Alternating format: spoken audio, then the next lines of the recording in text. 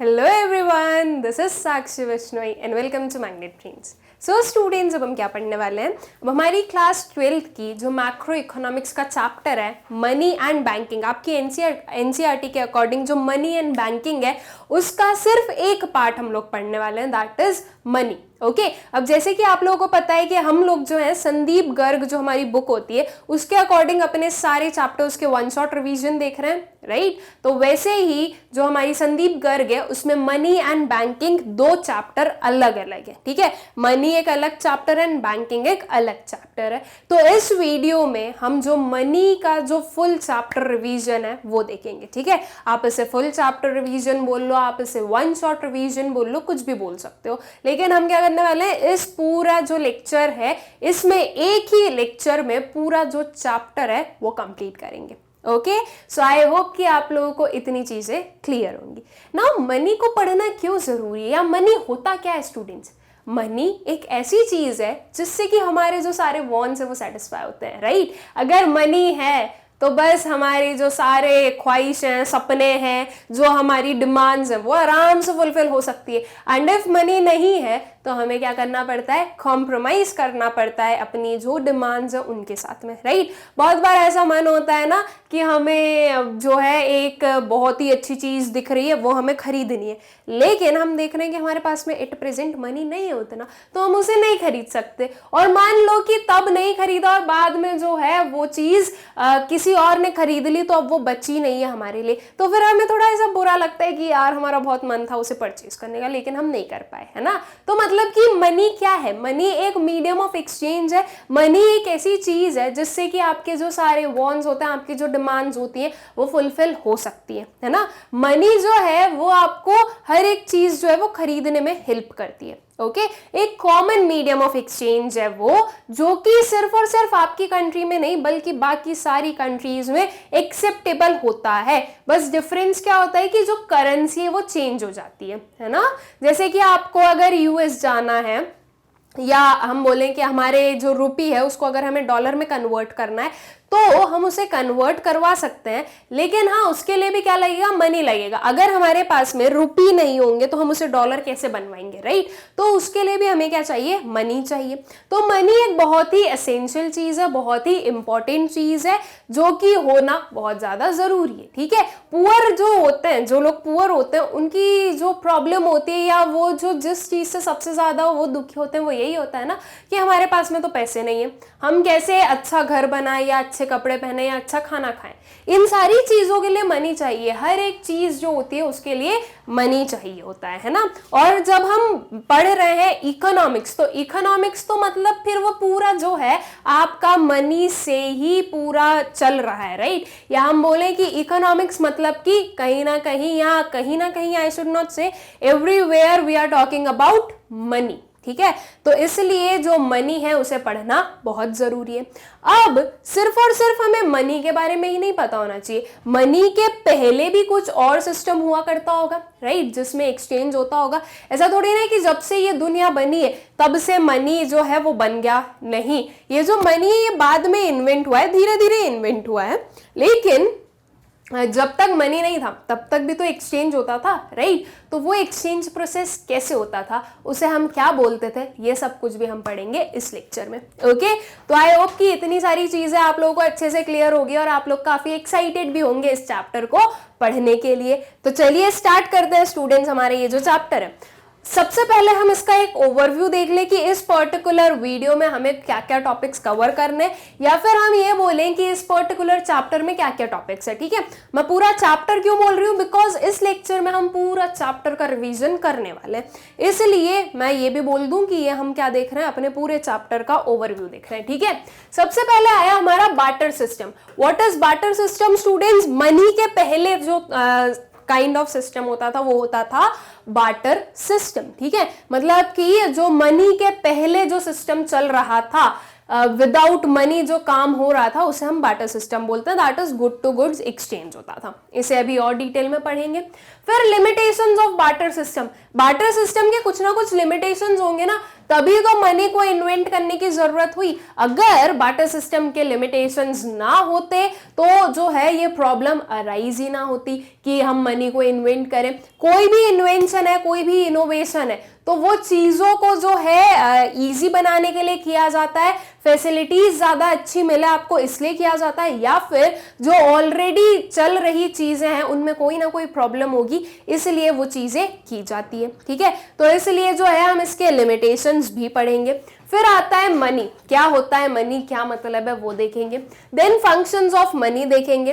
फिर ये आएगा एक हमारा मनी ओवर बार्टर सिस्टम। ठीक है, मनी ने बार्टर सिस्टम की जो लिमिटेशंस है उनके ऊपर जीत कैसे हासिल की वो हम समझेंगे कि मनी ओवर बार्टर सिस्टम कैसे हुआ। ठीक है, फिर इवोल्यूशन ऑफ मनी, मनी कैसे इवोल्यूएट हुआ है। ठीक है, कैसे उसमें जो है हम देख रहे हैं कि वो, जैसे कि हमें पता है कि ह्यूमन का भी क्या हुआ है, इवोल्यूशन हुआ है, राइट। आपने आपकी जो प्रीवियस क्लासेस है उनमें पढ़ा होगा, जो पूरा हमारा एक इवोल्यूशन होता है, वैसे ही मनी का भी इवोल्यूशन हुआ। पहले कुछ और मनी का फॉर्म था, फिर कुछ और हुआ, फिर कुछ और हुआ, आज की डेट में कुछ और है। ठीक है, तो वो देखेंगे। फिर demand for money and money supply. ठीक है, मनी की डिमांड क्यों हो रही है और मनी की सप्लाई कैसे होती है, वो सारी चीजें हम पढ़ेंगे। तो ये सारे हमारे टॉपिक्स हैं जो कि हम कवर करने वाले हैं।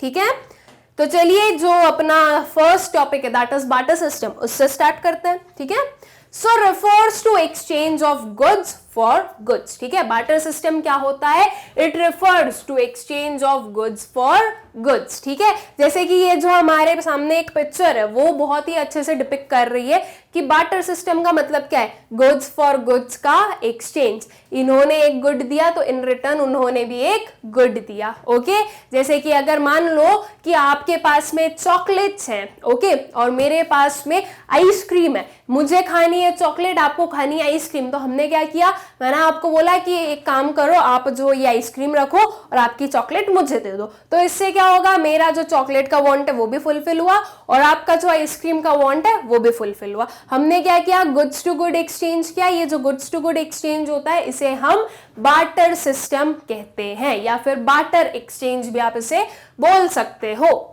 Known as barter economy. ठीक है, इसे हम क्या बोलते हैं, बार्टर इकोनॉमी बोलते हैं, या फिर C2C इकोनॉमी भी बोल सकते हैं। C stands for commodity, commodity to commodity economy भी हम इसे बोल सकते हैं। Okay, barter system can only work when there exist double coincidence of wants. ठीक है, बार्टर सिस्टम कब वर्क कर सकता है स्टूडेंट्स, जब डबल कोइंसिडेंस ऑफ वांट्स जो है वो एग्जिस्ट करता हो। डबल कोइंसिडेंस ऑफ वांट्स क्या होता है ये समझे हम। देखो, डबल कोइंसिडेंस ऑफ वांट का सिंपल सा मतलब है, दो लोग हैं, एक ये पर्सन है, एक ये पर्सन है। ठीक है, इन दोनों पर्सन की जो वांट्स है वो एक दूसरे से कोइंसाइड कर रही है, तो वो होगा आपका डबल कोइंसिडेंस ऑफ वांट्स। ठीक है, जैसे कि एक एग्जाम्पल मैं इसके अलावा अगर आपको दूं, तो एक एग्जाम्पल लेते हैं हम लोग।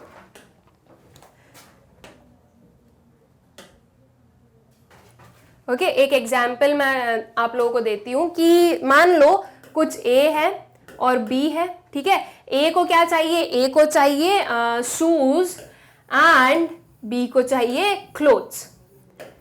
ठीक है, अब ए के पास में क्या है, ए के पास में क्लोथ्स हैं। ए ने बोला मैं क्लोथ्स को सेल करके क्या कर दूंगा, मुझे क्लोथ्स सेल करने और मुझे शूज चाहिए। बी ने बोला कि मुझे क्लोथ्स खरीदने, लेकिन बी के पास में है कुछ, हम बोले तो मोबाइल। ठीक है, बी के पास में क्या है, मोबाइल है। अब यहां पर एक कोइंसिडेंस हुआ, ये क्लोथ्स टू क्लोथ्स ये कोइंसाइड हो गया, ये था सिंगल कोइंसिडेंस। डबल कोइंसिडेंस कब होता, जब ये दोनों भी मैच करते, राइट। अब ये दोनों मैच कर नहीं रहे, बी बोल रहा है कि मेरे पास तो मोबाइल है तो मैं तो आपको मोबाइल ही दूंगा, लेकिन ए बोल रहा है मुझे मोबाइल चाहिए ही नहीं, मुझे तो शूज चाहिए, तो मैं अब आपको क्लोथ्स क्यों दूं, राइट। आप मुझे शूज दो तो मैं आपको क्लोथ्स दूंगा। तो ये जो डबल कोइंसिडेंस है, ये जो शूज एंड मोबाइल एक दूसरे से मैच नहीं हो पाए, ये चीज नहीं हुई, तो जब ये डबल कोइंसिडेंस नहीं होगा तो बार्टर सिस्टम पॉसिबल नहीं हो पाएगा, राइट, बिकॉज यहाँ पर इनके पास में गुड्स टू गुड एक्सचेंज और इन्हें गुड्स टू गुड्स ही एक्सचेंज करने पड़ेंगे, ठीक है।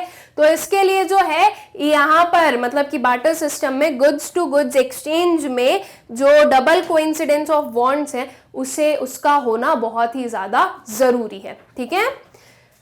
Double coincidence of bonds refers to the simultaneous fulfillment of mutual wants of buyers and seller, ठीक है।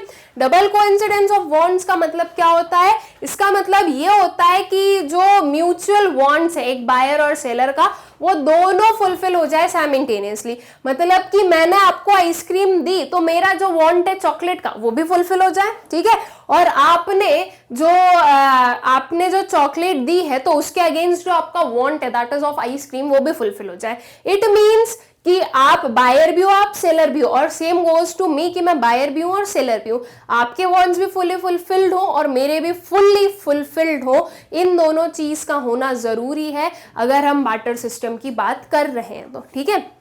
नाउ क्या ये चीज पॉसिबल होती है एक्चुअल में कि आपको जो चाहिए वो मेरे पास होगा और मुझे जो चाहिए वो आपके पास होगा? क्या ऐसा जरूरी है कि ये सेम गुड्स हमें मिल जाए? देखो, ये हम बोलेंगे कि हो सकता है लेकिन हर टाइम जरूरी नहीं है, ठीक है। बिकॉज जरूरी थोड़ी ना है भाई कि मुझे चॉकलेट ही चाहिए। हाँ, मुझे पता है कि मुझे आइसक्रीम सेल करना है लेकिन मुझे चॉकलेट नहीं चाहिए, मुझे तो बिस्किट चाहिए, तो अब मैं आपको आइसक्रीम क्यों सेल करूंगी, राइट, बिकॉज आपके पास तो चॉकलेट है। तो ये चीज बहुत ज्यादा अराइज होगी, ठीक है। तो ये एक ड्रॉबैक भी है बार्टर एक्सचेंज का कि lack of double coincidence of wants, ठीक है। तो आई होप कि आप लोगों को बार्टर सिस्टम का मतलब समझ में आ गया होगा। अब जो है हम इसके लिमिटेशंस देख लेते हैं और उससे और अच्छे से जो है सारी चीजें हमें क्लियर हो जाएंगी। So limitations of barter exchange, जो फर्स्ट वाला लिमिटेशन आया है वो क्या है? Lack of double coincidence of bonds, ठीक है। ये जो हमारे सामने दो पिक्चर्स है, इससे ये जो पर्टिकुलर लिमिटेशन है बहुत ही अच्छे से आप लोगों को क्लियर हो जाएगा, ठीक है। देखिए, इनके पास में क्या है? एप्पल है और इन लेडी के पास में एक बनाना है, ठीक है। जो ये लेडी है ये बोल रही है कि मुझे एप्पल चाहिए, ओके। तो इन्होंने बोला कि ठीक है एप्पल मैं आपको दे दूंगा, लेकिन आप मुझे इन रिटर्न में क्या दोगे? तो लेडी ने बोला कि मेरे पास में एक बनाना है, आप मुझे एप्पल दे दीजिए और ये बनाना ले लीजिए। लेकिन ये जो है इन्होंने बोला कि मुझे तो राइस चाहिए, राइट। इन्होंने क्या बोला कि इन्हें क्या चाहिए? राइस चाहिए। तो क्या ये डबल कोइंसिडेंस हुआ वॉन्ट्स का? नहीं हुआ, राइट। ये देखो, एक साइड से तो कोइंसाइड कर गए, लेकिन ये जो डबल कोइंसिडेंस है ये नहीं हो पाया, ये राइस और बनाना जो है वो मैच नहीं हो पाए। तो ये आपको क्या शो कर रहा है कि ये lack of double coincidence of bonds जो है वो एक लिमिटेशन है किसका? आपके बार्टर सिस्टम का। एक और जो पिक्चर है वो देख लीजिए, इनके पास में राइस है, इनके पास में हेन है, ठीक है। ये पर्सन क्या बोल रहे हैं कि इन्हें क्या चाहिए?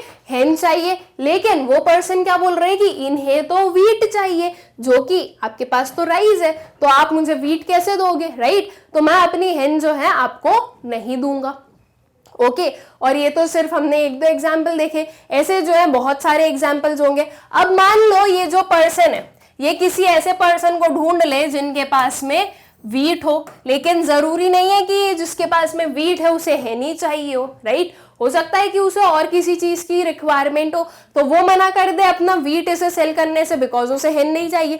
तो ऐसे करके जो है बहुत सारे प्रॉब्लम्स अराइज हो सकते हैं, ठीक है। या फिर हम बोलें कि ये जो lack of double coincidence of bonds है ये बहुत ज्यादा स्केल पर आपको बार्टर सिस्टम में देखने को मिलता है, ठीक है। तो ये है हमारा first limitation of your barter exchange. I hope so कि आप लोगों को अच्छे से क्लियर हो गया होगा, ओके। फिर आता है lack of common measure of value, okay. Lack of common measure of value क्या होता है स्टूडेंट्स? देखो, सिंपल सी चीज है, हमें पता है कि हमारे सामने में या फिर हमारे पास में या हमारी इकोनॉमी में n नंबर ऑफ आइटम्स होते हैं, राइट। अब ये जो इतने सारे आइटम्स होते हैं, हर एक आइटम का जो डिनोमिनेशन होता है वो अलग होता है, राइट। जैसे कि लीटर, किलो लीटर, ठीक है। अच्छा चलो, लीटर तो हो गया एक साइड, फिर हो गया कुछ हमारे ग्राम्स में, ओके। फिर अगर हम कुछ लें तो सेंटीमीटर, इंचेस, ये सारी चीज हो गई, फिट्स हो गया। तो बहुत सारे डिनोमिनेशंस हैं, ठीक है। अब किसके अकॉर्डिंग कितना सही है ये हम नहीं बोल सकते, या फिर हम बोले कि हम सारी चीजों को एक ही डिनोमिनेशन में नहीं कर सकते अगर हम सिर्फ आइटम्स की बात कर रहे हैं तो। ओके, जैसे कि ये एग्जाम्पल देखो, एप्पल्स एंड व्हीट है, लेकिन अब क्वेश्चन ये आया how much wheat for 4 apples. ठीक है, 4 एप्पल्स को खरीदने के लिए कितना व्हीट देना पड़ेगा, ये तो प्रॉब्लम हुई ना। अब ऐसे केस में क्या होगा कि या तो ये जो पर्सन है वो ज्यादा वीट दे देंगे या ये पर्सन कम वीट देंगे, बिकॉज यहाँ पर कोई भी कॉमन मेजर ऑफ वैल्यू नहीं है, और कॉमन मेजर ऑफ वैल्यू नहीं है इसका मतलब सीधा क्या हुआ कि एक पार्टी तो जो है, दोनों पार्टी में से एक पार्टी तो लॉस में जाएगी ही जाएगी, राइट। अब देखो सिंपल सी चीज है, हम कैसे बोल रहे हैं कि 4 kg एंड जो जितना भी अमाउंट आपने या क्वांटिटी आपने वीट की बोली है वो आप कैसे मेजर करोगे, राइट, बिकॉज उनके जो डिनोमिनेशन है वो अलग है, राइट। ये जो वीट है इसके तो चलो फ्लोर बना दिया और वो अलग काम में आ रहा है, ये जो एप्पल है वो तो अभी काटे अभी खाए खत्म हो गया काम, है ना। तो किसके जो आप गुड्स टू गुड्स एक्सचेंज कर रहे हो तो आप किसके बदले कितना करोगे। आपने एक पेयर ऑफ शूज अगर दिया है किसी को तो उसके रिटर्न में आप कितने पेयर ऑफ क्लोथ्स ले रहे हो, इफ अगर क्लोथ्स आप ले रहे हो तो, ठीक है। मतलब ये सिंपल सा एक मैं आपको बता रही हूँ, जरूरी नहीं है ना कि एक पेयर ऑफ शूज एंड एक पेयर ऑफ क्लोथ्स जो है वो बराबर हो, राइट। एंड फिर उसके बाद में जो क्वालिटी है वो भी तो मैटर करती है। आज की डेट में तो हम देखेंगे तो सब कुछ मनी के टर्म्स में है ना, हमारा जो पूरा सिस्टम है वो मनी के टर्म्स में चलता है, हमें कुछ भी एक्सचेंज करना होता है तो हम जो है मनी के टर्म्स में करते हैं। आज की डेट में मनी के टर्म्स में जो है वो मतलब कि एक कॉमन डिनोमिनेशन हो गया और उसमें जो है वो एक कॉमन मेजर हो गया, उसके टर्म्स में सारे जितने भी डिनोमिनेशंस हैं वो उसके मेजर के अकॉर्डिंग हम लिख देते हैं कि आपको अगर 1 kg ऑफ व्हीट चाहिए तो इतने रुपीस का मिलेगा, अगर आपको एप्पल चाहिए तो इतने रुपीस के मिलेंगे, ठीक है। तो हर एक चीज का क्या है, अलग अलग प्राइस है, तो वो जो है सब कुछ एक दूसरे से मैच नहीं होता। लेकिन जब हम बार्टर सिस्टम की बात कर रहे हैं तो तब मनी होता नहीं था, मनी नहीं होता था तो मतलब कि ये प्रॉब्लम क्या होती थी, अराइज होती थी। ओके, सो आई होप कि ये जो lack of common measure of value है ये भी आप लोगों को क्लियर हो गया होगा। फिर आता है next limitation, lack of standard of deferred payment. ठीक है, lack of standard of deferred payment इसका मतलब क्या होता है स्टूडेंट्स, इसका मतलब होता है फ्यूचर पेमेंट्स। ठीक है, this is what we call future payments. जो फ्यूचर पेमेंट्स है वो पॉसिबल नहीं है बार्टर सिस्टम में। क्यों पॉसिबल नहीं है, देखो मान लीजिए मैं इसको थोड़ा सा मनी के टर्म्स में आपको एक्सप्लेन करूं। मान लो एज ऑन टुडे, मतलब कि हमने लिया क्या, 8 अगस्त 2021। ठीक है, ये डेट ली, मैं मार्केट में गई, मुझे खरीदना था मुझे खरीदने थे कुछ क्लोथ्स। ठीक है, क्या खरीदने थे, मुझे क्लोथ्स खरीदने थे। ये जो क्लोथ्स शॉप पे मैं गई तो वो जो पर्सन था, मतलब जो ओनर था, वो मेरा बहुत अच्छे फ्रेंड है, ये हम बोलते हैं फैमिली फ्रेंड है या कोई मेरा रिलेटिव है जो मुझे बहुत अच्छे से जानता है। अब हुआ ये था कि मुझे अर्जेंटली किसी जो है ड्रेस की ज़रूरत थी, लेकिन मेरे पेरेंट्स घर पे है नहीं, तो मैंने क्या किया कि मैं गई मार्केट में, मतलब पेरेंट्स घर पे नहीं, मतलब मेरे पास में मनी नहीं, वो मुझे इतना मनी नहीं दे के गए ना कि तुझे कुछ ज़रूरत हो, तो वो जो है बहुत ही नॉमिनल दे के गए, मुझे ड्रेस खरीदनी है और बहुत अर्जेंटली खरीदनी है। तो मैं गई वो शॉप पे, जो मेरे जो मान लीजिए पापा के फ्रेंड है, ठीक है, कुछ भी मान लीजिए, बस इतना जान लो कि वो भैया हमारे बहुत अच्छे रिलेशंस हैं। ओके, तो मैं उनकी शॉप पे गई, मैंने बोला कि मुझे जो है एक ड्रेस खरीदनी है, लेकिन मैं पेमेंट आज नहीं करूँगी। ओके, अब क्योंकि वो बहुत अच्छे से जानते थे तो उन्होंने बोला ठीक है कोई बात नहीं, तुम तो ये ड्रेस लेके जाओ, पेमेंट बाद में हम लोग समझ लेंगे। ठीक है, तो पेमेंट बाद में समझ लेंगे। ये जो क्लोथ है, ये जो ड्रेस है, मान लो ये थी 1000 रुपीज की। ठीक है, तो ये जो 1000 रुपीज है वो इन फ्यूचर पे कर दिया गया। ये क्यों पॉसिबल हुआ, बिकॉज ऑफ योर मनी। ठीक है, क्योंकि मनी था तो वो उसमें जो है फ्यूचर पेमेंट्स हो सकते हैं। अब यही सेम एग्जांपल हम बार्टर एक्सचेंज में लें तो मान लीजिए कि एक पर्सन को क्या चाहिए, क्लोथ्स चाहिए, और नहीं, मान लो कि मैं जो हूँ क्लोथ्स सेल कर रही हूँ। ठीक है, ये जो है क्लोथ्स सेल कर रही हूँ और मुझे इन रिटर्न क्या चाहिए, शूज चाहिए। अब आपने बोला कि आपके पास में शूज है, ठीक है, और आपको भी क्या चाहिए, आपको भी क्लोथ्स चाहिए, मतलब कि हमारा जो डबल कोइंसिडेंस ऑफ वांट है वो हो गया। अब मैंने बोला कि चलो ठीक है आप क्लोथ ले लीजिए और मुझे शूज दे दीजिए। आपने बोला कि नहीं, आप मुझे अभी क्लोथ दे दीजिए, आपकी जो भी ड्रेस है वो दे दीजिए, लेकिन मैं शूज जो हूँ आपको कुछ 10 दिनों बाद में दूंगा। ठीक है, उसका रीजन ये है कि अभी थोड़ा सा मुझे काम है उनसे, तो 10 दिन बाद मैं पक्का दे दूंगा, लेकिन आप जो ड्रेस है वो आज ही दे दो। तो क्या मैं आपकी कंडीशन पर मानूंगी? नहीं। क्यों? हो सकता है ना कि आप ये जो शूज हो वो और पहनो, हो सकता है वो फट जाए, हो सकता है वो गंदे हो जाए, हो सकता है उनकी जो क्वालिटी है वो डिटोरिएट हो जाए।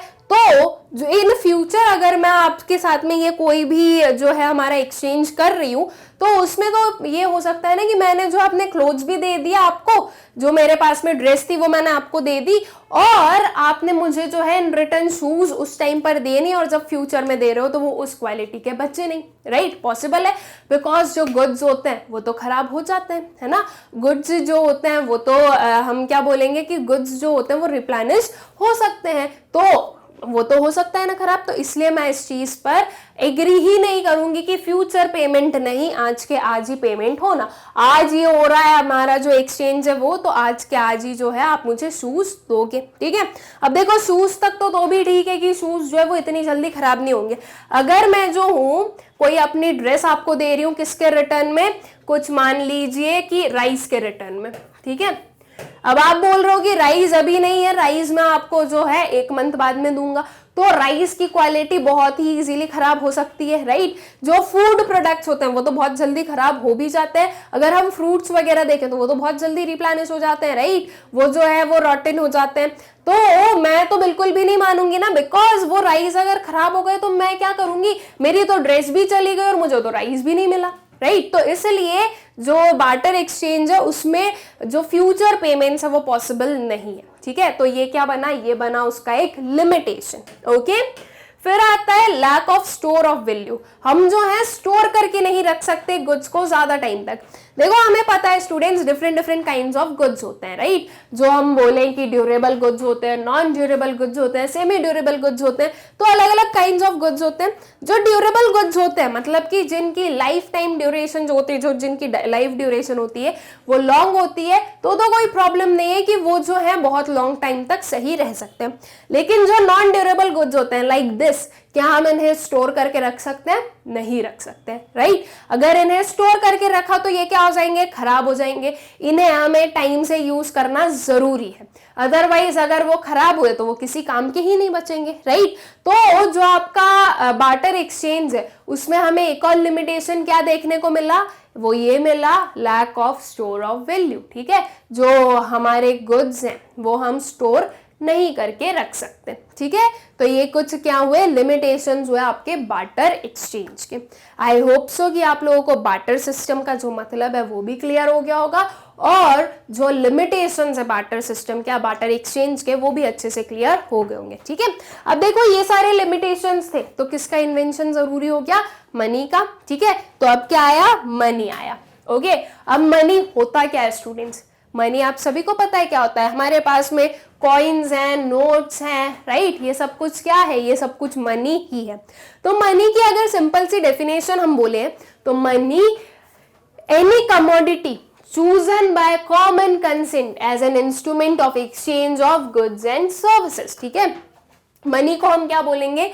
मनी वो कोई भी कमोडिटी है जो कि चूज की जाती है एक कॉमन कंसेंट से, मतलब कि हर एक पर्सन जो है वो रेडी है उसे as a medium of exchange मानने के लिए। ठीक है, आज की डेट में जो कॉइन्स एंड नोट्स होते हैं वो हम कहीं पर भी अपनी परचेजिंग में यूज करें तो कोई भी जो सेलर होता है वो मना नहीं करता ना कि नहीं मैं ये नहीं लूंगा, बिल्कुल नहीं। आज की डेट में जो मनी है वो क्या है? एक मीडियम ऑफ एक्सचेंज है। ठीक है, मतलब कि जो आपको मनी की डेफिनेशन लिखनी है स्टूडेंट्स, वो उसमें आपको स्पेसिफिकली क्या लिखना है कि मनी एक कोई भी आइटम है या कोई भी कमोडिटी है जो कि सभी लोगों के कॉमन कंसेंट से जो क्या किया गया है उसे माना गया है as a medium of exchange. ठीक है, तो मनी इज एनी कमोडिटी और anything that can be used as a medium of exchange. ठीक है, ये जो डेफिनेशन है ये आपको आपके मनी में लिखनी है कि मनी ये होता है। ओके, सो बहुत ही इजी से हमारी डेफिनेशन है जो कि आई होप सो आप लोगों को अच्छे से क्लियर भी है। ठीक, फिर हम देखें कुछ फंक्शंस ऑफ मनी। तो फंक्शंस ऑफ मनी कुछ प्राइमरी फंक्शंस होते हैं और कुछ सेकेंडरी फंक्शंस होते हैं। प्राइमरी फंक्शंस मतलब कि क्या? प्राइमरी फंक्शंस मतलब कि ये तो एकदम बेसिक से फंक्शंस हैं जो कि मनी परफॉर्म करता ही करता है, एंड सेकेंडरी फंक्शंस वो भी परफॉर्म करता है मनी, वो फंक्शंस भी, लेकिन वो इतने भी जरूरी नहीं। जो प्राइम, जो हम बोलेंगे जो प्राइम फंक्शंस हैं, जो एकदम बेसिक फंक्शंस हैं, वो कुछ ये है। ठीक है, और फिर जो है हमारे सेकेंडरी फंक्शंस भी आते हैं। ठीक है, तो अगर हम प्राइमरी फंक्शंस की बात करें तो ये है medium of exchange and major of value, और सेकेंडरी फंक्शंस की बात करें तो ये क्या है? Standard of deferred payment and store of value. अब देखो, अभी हम लोग जो लिमिटेशंस ऑफ बार्टर एक्सचेंज पढ़ के आए हैं, अगर मैं उसी को यहाँ पर लिखना चाहूं तो मैं इजीली लिख सकती हूँ, बिल्कुल लिख सकती हूँ। देखो, lack of measure of value, ठीक है, जो हमारे बार्टर एक्सचेंज के लिमिटेशंस हैं वो बता रही हूँ।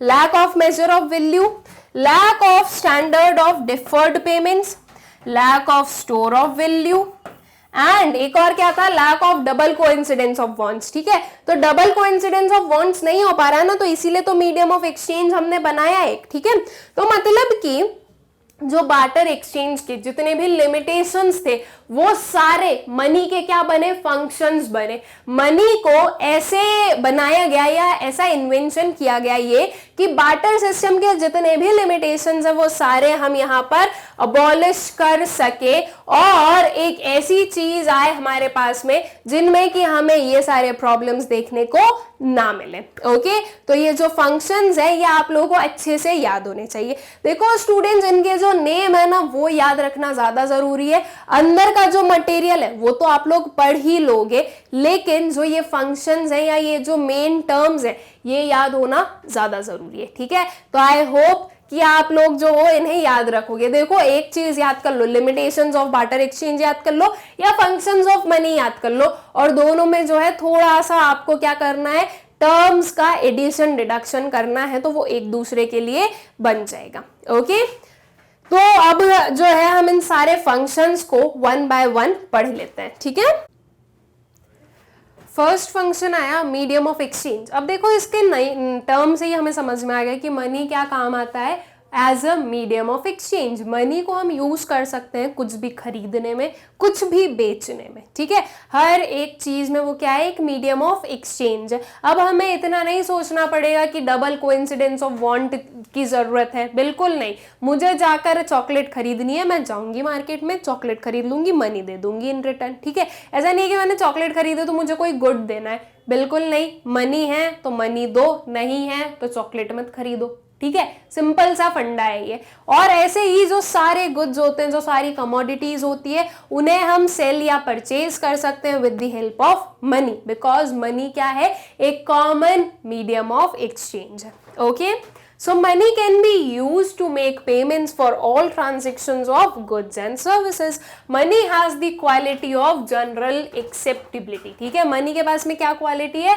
जनरल एक्सेप्टेबिलिटी का, कि हर एक पर्सन जो है उसे एक्सेप्ट करेगा। ठीक है, अब सिंपल सी चीज है ना, मैं अगर आपको मनी दूं तो क्या आप बोलोगे कि नहीं मैडम हमें नहीं चाहिए? आप बोलोगे मैं दे दो मैडम, आपके पास में ज्यादा हो रहे हैं तो हमें कोई प्रॉब्लम नहीं है, राइट? यही बोलोगे ना आप। और वही सेम चीज मान लो कि मैं आपको बोल रही हूँ कि मैं क्रिकेट बैट और बॉल दूंगी, ठीक है, और आप बोल रहे हो कि मैडम मुझे तो ना क्रिकेट पसंद ही नहीं है, आप एक काम करो हमें फुटबॉल दो, तो यहाँ पर आपकी डिमांड्स अलग अलग आने लगेगी। लेकिन अगर मैं मनी दूंगी तो आप मुझे मना नहीं करोगे, है ना? क्यों? बिकॉज वो जनरल एक्सेप्टेबिलिटी है मनी के पास में। मनी के पास में ये क्वालिटी बहुत अच्छी है, हर एक पर्सन जो है वो उसे एक्सेप्ट करता है, कोई भी ना नहीं बोलेगा मनी को। ओके, तो जो मनी है वो यूज हो सकता है किसी भी गुड्स या सर्विस को खरीदने के लिए या फिर बेचने के लिए। ठीक है, ये जो मीडियम ऑफ एक्सचेंज या फिर जो मनी है स्टूडेंट्स, वो ये जो हमारा एक्ट होता है ऑफ सेल एंड परचेज, ठीक है। सेल एंड परचेज का जो ये एक्ट है, इसे डिफरेंशिएट करने में या इसे हम बोले सेपरेट करने में हेल्प करता है मनी, ठीक है। जो सेल या आई शुड से जो सेल और परचेजिंग का एक्ट है, ठीक है, मतलब कि अब यहाँ पर ये जरूरी नहीं है कि अगर मैं सेलर हूं तो आपको भी सेलर बनना पड़ेगा, नहीं, आप जो सिर्फ परचेज करो, ऐसा नहीं है कि आपको मुझे कोई गुड देना है इन रिटर्न, ओके। तो यहाँ पर ये जो दोनों एक्ट्स हैं, ये मनी क्या करता है, अलग करता है, दोनों को सेपरेट करता है, ठीक है। इस पर्टिकुलर में भी हम देख सकते हैं मनी, जो सेम मनी है वो यूज हो रहा है to purchase a car and to purchase basket of fruits और वेजिटेबल्स, ठीक है। अब same money in the sense ये नहीं कि हम सेम अमाउंट ऑफ मनी ले रहे हैं, नहीं, ऑब्वियसली चीज है, कार को परचेज करने में आपको ज्यादा अमाउंट चाहिए होगा और एक जो आपके जो फ्रूट्स वगैरह है उनको परचेज करने में आपको कम अमाउंट चाहिए होगा, लेकिन आप मनी को जो है एक common medium of exchange use कर सकते हो as a common medium of exchange, okay. So I hope कि ये जो हमारा फर्स्ट फंक्शन है मनी का, ये आप लोगों को अच्छे से क्लियर है। फिर आता है मेजर ऑफ वैल्यू। जो मनी है स्टूडेंट्स, वो मेजर कर सकता है हर एक चीज को, ठीक है। मनी के पास में ये क्वालिटी है कि वो हर एक चीज को एक कॉमन डिनोमिनेशन में मेजर कर रहा है। जैसे कि बार्टर सिस्टम में हमने क्या देखा, बार्टर सिस्टम में हमने देखा कि जो गुड्स हैं वो कैसे हम मेजर करें, 4 एप्पल के अगेंस्ट हम कितना व्हीट जो है वो लेंगे, ठीक है। तो ये मेजरमेंट की प्रॉब्लम हुई, लेकिन मनी के पास में ये प्रॉब्लम नहीं होती है। मनी जो होता है वो हर एक चीज को डिफरेंट डिनोमिनेशंस की जो चीजें हैं उन सबको एक कॉमन जो है मनी में या हम बोले रुपी में उसे मेजर कर सकता है, ठीक है। ये पेन कितने का है, ये अलग हो गया, ये बोर्ड कितने का है वो अलग हो गया, ठीक है। ये जो क्लोथ्स हैं वो कितने के, ये चीज सब अलग हो गई। अब यहाँ पर जो है हम जो है हर एक जो आइटम है हमारे पास ना, हम उसे मेजर कर सकते हैं, ठीक है। तो मनी के पास में क्या है, मेजर ऑफ वैल्यू है, ठीक है। जैसे कि ये है, तो इसमें हम लोगों को समझ में आ रहा है कि मनी ने क्या मेजर किया, जो आपकी एजुकेशन है उसे, राइट। यहाँ पर हम देख रहे हैं डिग्री वगैरह है और जो बुक्स वगैरह है, तो एजुकेशन को क्या कर रहा है, मनी मेजर कर रहा है। तो सेम चीज हर एक चीज को जो है मनी मेजर कर सकता है, बिकॉज हर एक जो हमारा ट्रांजेक्शन है वो मनी के टर्म्स में ही तो हो रहा है। हर एक जो ट्रांजेक्शन है, हर एक जो आइटम है वो रुपीस के टर्म्स में क्या है, हमें मिलता है, ठीक है। हम किसी भी सुपरमार्केट में जाएं, जो हर एक आइटम आपको मिलेगा वो किसके टर्म्स में लिखा हुआ होगा, मनी के रुपीस के टर्म्स में, कि ये पर्टिकुलर आइटम इतने रुपी का है, ठीक है। तो जो आपका मनी है उसका एक और फंक्शन क्या हुआ, मेजर ऑफ वैल्यू, ठीक है। Money works as a common denomination in which the values of all goods and services are expressed, ठीक है। जो आपका मनी है वो क्या है, वो एक कॉमन डिनोमिनेशन है जिसमें कि हर एक गुड्स या सर्विस की जो वैल्यू है वो हम लोग एक्सप्रेस कर सकते हैं, ओके। फिर आता है next standard of deferred payment. Deferred payment क्या होता है, फ्यूचर पेमेंट, ठीक है। तो जैसे कि मैं आप लोगों को with the help of an example समझा ही चुकी हूं, जब मैंने आपको लिमिटेशन ऑफ वाटर सिस्टम समझाया तभी, कि जो मनी है उसमें ये पर्टिकुलर क्वालिटी होती है कि वो deferred payments, that means future payments के लिए भी यूज किया जा सकता है, राइट। जो आपका मनी है, आपने आज कोई भी ट्रांजेक्शन किया, इन फ्यूचर जो हो आप उसके लिए मनी पे कर सकते हो, बिकॉज मनी की वैल्यू कम नहीं होगी, राइट। और ना ही जो मनी है, जो रुपी है, वो खराब होने वाला है, ओके। अगर हम कोई गुड को एक्सचेंज कर रहे हैं तो हो सकता है कि उसकी वैल्यू जो है वो जब हमने फ्यूचर का पेमेंट सोचा है तब तक उसकी क्वालिटी खराब हो गई या उसकी जो वैल्यू है वो कम हो गई, लेकिन मनी के साथ में ऐसा केस नहीं होता है, ठीक है। मनी की वैल्यू जो है वो कम नहीं होगी और ना ही जो मनी की क्वालिटी है वो खराब होने वाली है, ठीक है। तो इसलिए जो मनी है उसे हम फ्यूचर पेमेंट्स के लिए भी यूज कर सकते हैं, ठीक। So it means that money acts as a standard for payments which are made in future, ठीक है। देखो मैं तो अभी आप लोगों को वन शॉट रिवीजन दे रही हूँ, या फिर हम ये बोलें कि ये एक काइंड ऑफ रिवीजन है, इसलिए मैं बहुत ज्यादा डीप में नहीं जा रही हूँ, बिकॉज अगर मैं हर एक टॉपिक में बहुत ज्यादा डीप में चली गई तो आपका ये जो लेक्चर है वो बहुत ही ज्यादा क्या हो जाएगा, लेंदी हो जाएगा। 5 to 6 आवर्स का ये लेक्चर बन जाएगा हमारा, ठीक है। तो हमें इतना लेंदी जाना नहीं है। हाँ, मैं क्या कोशिश कर रही हूँ कि जितना ज्यादा प्रिसाइजली आपको, प्रिसाइजली भी और हम बोले तो जितना ज्यादा डीप में एंड प्रिसाइज दोनों मिला के मैं जितना बता सकती हूँ उतना बता रही हूँ। बाकी अगर आपको बहुत ही ज्यादा डीप में एक्सप्लेनेशन चाहिए तो उन सब के जो वीडियोज है वो ऑलरेडी बन चुके हैं, ठीक है। आपको जो है प्लेलिस्ट में सारे जो चैप्टर्स हैं उनके जो सारे टॉपिक्स हैं वो आराम से मिलेंगे। ये जो हम सारे टॉपिक्स को एक साथ में पढ़ रहे हैं ये आपको मैंने सिंगल टॉपिक पढ़ाया है, ठीक है। तो अगर आपको बहुत ज्यादा डीप में पढ़ना है तो आपको उन लेक्चर्स का यूज करना है, ठीक है। उन लेक्चर्स से जो है वो पढ़ाई करनी है आपको, ठीक है। तो आई होप कि जो स्टैंडर्ड ऑफ डिफर्ड पेमेंट है आप लोगों को क्लियर हो गया होगा। देखो आप लोगों के पास में अगर जो है किसी भी फंक्शन को या किसी भी चीज को डिफाइन करने के लिए बहुत सारा समझ में नहीं आ रहा है कि हम कैसे करें, तो एक दो लाइन में बता दिया, उसका जो डेफिनेशन है वो वगैरह दे दी और फिर जो है कुछ एग्जाम्पल्स की हेल्प से समझा दिया, ठीक है। एक तो जो एग्जाम्पल्स होते हैं वो आप लोगों के लिए भी इजी हो जाते हैं और जो एग्जाम्पल्स होते हैं वो काफी अच्छे भी लगते हैं एक एग्जामिनर को कि हर एक चीज जो है वो आपने प्रॉपर एग्जाम्पल के साथ में बताई। और एग्जाम्पल देना है तो एप्रोप्रिएट एग्जाम्पल देना, ऐसे नहीं कहीं से भी बिना हाथ पैर के एग्जाम्पल मत देना, ओके। सो आई होप कि ये फंक्शन भी आप लोगों को क्लियर हो गया होगा। फिर आता है store of value. Store of value क्या है कि हम मनी को स्टोर करके रख सकते हैं, ठीक है। देखो हम मनी को जो है डिफरेंट फॉर्म्स में स्टोर कर लेते हैं। हमने जो है मनी के कुछ, मान लीजिए कोई सिक्योरिटीज परचेज कर ली, कोई स्टॉक्स परचेज कर लिए, कोई गोल्ड सिल्वर परचेज कर लिया, या फिर हम बोले कि हमने जो है मनी को बैंक में डिपॉजिट करके रख दिया, एफडीज बना ली, तो किसी भी फॉर्म में जो है हम मनी को स्टोर करके रख लेते हैं, ठीक है।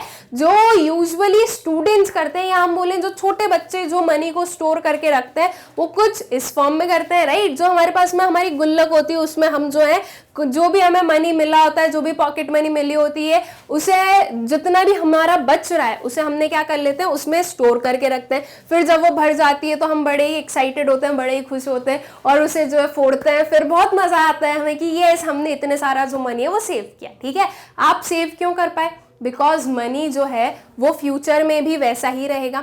मनी की जो वैल्यू है वो हम डिटोरिएट नहीं होगी या वो जो है कम नहीं होगी, राइट। तो इसलिए हम मनी को स्टोर करके भी रख सकते हैं और ना ही ऐसी कोई प्रॉब्लम है कि मनी की जो क्वालिटी है वो खराब हो रही है या कुछ भी, राइट। तो इसलिए जो मनी है वो स्टोर किया जा सकता है, ठीक है। तो ये भी क्या है, एक एडवांटेज है कि हमने क्या किया, मनी को स्टोर करके रखा है। इन फ्यूचर जब वो काम आएगा या इन फ्यूचर जब हमें काम पड़ेगा तो हम उसे यूज कर लेंगे, okay. So money can be used to transfer purchasing power from present to future. Saving in terms of money are much more secure than in terms of goods, ठीक है। अगर हम सेविंग कर रहे हैं किसके टर्म्स में, मनी के टर्म्स में, तो वो बहुत ज्यादा सिक्योर, बहुत ही ज्यादा सिक्योर है as compare to saving in terms of goods, ठीक है। गुड्स जो है वो खराब हो सकते हैं, गुड्स की जो वैल्यू है वो कम हो सकती है, लेकिन मनी के साथ में ये चीज नहीं होगी। इसलिए मनी के टर्म्स में जो हम हैं अपने जो मतलब मनी को जो है हम लोग स्टोर करके रख सकते हैं, ठीक है। और मनी क्या कर रहा है, परचेजिंग पावर को भी ट्रांसफर कर सकता है फ्रॉम प्रेजेंट टू फ्यूचर। कैसे प्रेजेंट टू फ्यूचर? देखो ऐसी चीज हो गई ना कि अगर हमें कोई भी, मान लो कोई भी प्रोडक्ट खरीदना है तो हमने बोला कि हम अभी नहीं खरीदते, कुछ टाइम बाद में खरीद लेंगे, ठीक है। किसी भी रीजन से बोला कुछ टाइम बाद में खरीद लेंगे, वो जो मनी है वो अभी हमारे पास में एज अ सेविंग रखा है या किसी और चीज में हम उसको यूटिलाइज कर रहे हैं, ये होगा। इसने क्या किया, परचेजिंग पावर को शिफ्ट किया। लेकिन अगर वहीं ये बार्टर एक्सचेंज होता तो अगर कोई भी प्रोडक्ट है तो हमें उसे उसी टाइम पर खरीदना पड़ेगा, अदरवाइज हो सकता है कि बाद में वो प्रोडक्ट ना मिले या फिर उस प्रोडक्ट की जो क्वालिटी वगैरह है वो खत्म हो जाए, राइट। या फिर हो सकता है कि वो जो डबल कोइंसिडेंस ऑफ वांट है वो ना मैच कर पाए। तो इसके लिए जो बार्टर सिस्टम है उसमें स्टोर ऑफ वैल्यू हमें नहीं देखने को मिलती, लेकिन जो मनी है उसका ये एक और फंक्शन होता है, दैट इज उसे हम यूज कर सकते हैं as a store of value, okay. So I hope कि आपको ये जो चारों फंक्शंस है मनी के ये अच्छे से क्लियर हो गए होंगे, ठीक है। तो देखो अभी तक हम लोगों ने बार्टर एक्सचेंज का मतलब समझ लिया, बार्टर एक्सचेंज के लिमिटेशंस पढ़ लिए, मनी का मतलब क्या होता है और मनी के फंक्शंस क्या होते हैं, ठीक है। अब हम लोग समझ चुके हैं स्टूडेंट्स की जो बार्टर एक्सचेंज के लिमिटेशंस थे वही जो है फंक्शंस बने किसके, मनी के, ठीक है। तो जो हमारा एक टॉपिक है मनी ओवर बार्टर सिस्टम, उसमें यही सब कुछ आने वाला है। ये जो चारों फंक्शंस है उन्हीं को हम डिस्क्राइब करेंगे कि देखिए ये फंक्शंस जो है वो मनी ने परफॉर्म किया, और ये सारी चीजों के या ये सारे जो हम बोलेंगे कि ये सारी जो प्रॉब्लम्स है वो अराइज हो रही थी किसमें, बार्टर सिस्टम में, ठीक है, जो कि मनी में नहीं हो रही है बल्कि मनी के तो वो फंक्शंस बन गए। तो वही चीज क्या आएगी आपके मनी ओवर बार्टर सिस्टम में, ठीक है। मतलब कि जो दोनों हमारे टॉपिक्स है ना उन दोनों को आपको जो है मिक्स करके इसके अंदर लिखना है, ठीक है। सो फर्स्ट क्या आया, मीडियम ऑफ एक्सचेंज, ठीक है। मनी ओवर बार्टर सिस्टम में हम क्या पढ़ रहे हैं, फर्स्ट वाला आया हमारा medium of exchange. removed the major difficulty of lack of double coincidence of bonds in barter system, ठीक है। मनी ने क्या किया, एक जो सबसे बड़ी प्रॉब्लम थी डबल कोइंसिडेंस ऑफ बॉन्ड्स की, उससे जो है अबॉलिश कर दिया, ठीक है, कि उसे हटा दिया और वो डिफिकल्टी जो है वो रिमूव कर दी मनी ने। separates the acts of sale and purchase of goods and services, right? अभी मैंने आप लोगों को समझाया जब मैंने अभी money as a medium of exchange पढ़ाया कि जो मनी है वो सेल और परचेज का जो एक्ट है उसे डिफरेंशिएट करता है, उसे जो है सेपरेट करता है, ठीक है। अब जरूरी नहीं है कि एक सेलर को परचेजर भी बनना पड़ेगा और एक परचेजर को सेलर भी बनना पड़ेगा, नहीं। जो सेलर है वो अलग रहेगा, जो परचेजर है वो अलग रहेगा, और ये जो दोनों एक्ट है सेल और परचेज के, ये दोनों क्या रहेंगे, अलग रहेंगे, सेपरेट रहेंगे एक दूसरे से, ठीक है। बिकॉज इन दोनों के बीच में एक मनी आएगा और मनी एक कॉमन मीडियम ऑफ एक्सचेंज बन रहा है। जो परचेजर है वो मनी पे करेगा सेलर को और जो गुड है वो खरीद लेगा, ठीक है। तो आई होप कि ये जो हमारा मनी ओवर बार्टर सिस्टम का फर्स्ट पॉइंट है that is medium of exchange, ये आप लोगों को क्लियर है। फिर आता है सेकेंड वाला मेजर ऑफ एक्सचेंज, ठीक है, या फिर हम बोलें कि मेजर ऑफ वैल्यू, ठीक है। दोनों चीजें जो हैं वो सही है, आप यहाँ पर मेजर ऑफ एक्सचेंज बोल दो या मेजर ऑफ वैल्यू बोल दो, दोनों सही है, ठीक है। तो हमने देखा था कि जो बार्टर सिस्टम है उसमें कितना गुड किसके लिए कितना होगा उस चीज को मेजर करने में बहुत प्रॉब्लम होती है, ठीक है। लेकिन जो मनी है उसमें ये प्रॉब्लम अराइज नहीं होती है। मनी में जो है आपको मेजर ऑफ वैल्यू वाली जो दिक्कत है वो होगी ही नहीं, बिकॉज वो जो है मनी खुद ही एक मेजर है सारी चीजों के, सारे आइटम्स की वैल्यू को मेजर करने के लिए, ठीक है। तो इसलिए ये जो मनी है वो इस केस में भी बार्टर सिस्टम के ऊपर आया है, ठीक है। That is under barter system different goods were of different values and there was no common denomination to express their exchange ratios, ठीक है। बार्टर सिस्टम में क्या है कि जो डिफरेंट गुड्स हैं वो डिफरेंट वैल्यूज के थे, ठीक है।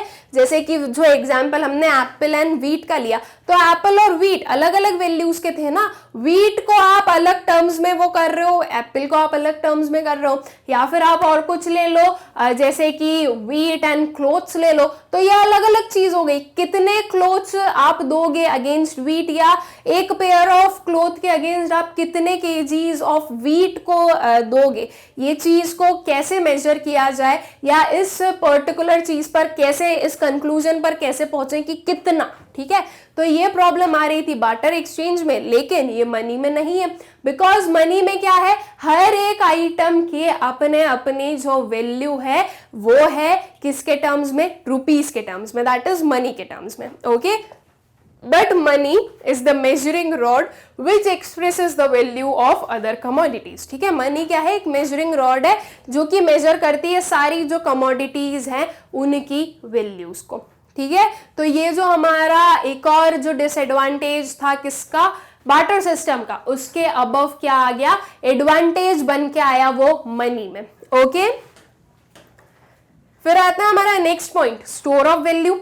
बार्टर सिस्टम में जो है हमें lack of store of value मिला था, मतलब कि बार्टर सिस्टम में जो है हम गुड्स को स्टोर करके नहीं रख सकते ज्यादा टाइम तक, राइट। बिकॉज गुड्स जो होते हैं वो अलग अलग काइंड ऑफ नेचर के होते हैं, कुछ ड्यूरेबल गुड्स होते हैं, कुछ नॉन ड्यूरेबल गुड्स होते हैं, कुछ सेमी ड्यूरेबल गुड्स होते हैं। तो जो ड्यूरेबल गुड्स हैं उनकी तो लॉन्ग लाइफ है, तो वो तो हम चलो बोल दें कि ये तो ज्यादा टाइम तक इनकी लाइफ है तो ये खराब नहीं होंगे।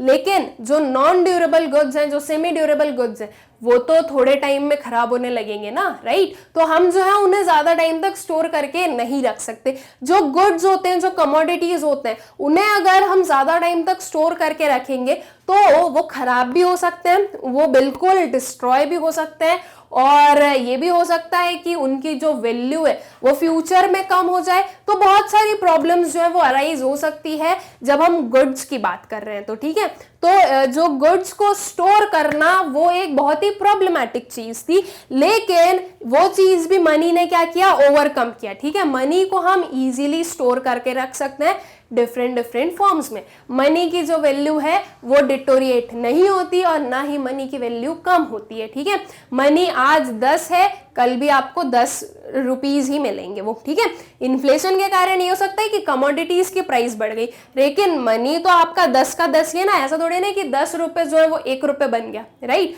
वो तो उतना ही रहेगा। Okay, so under barter system it is very difficult to store goods for future use.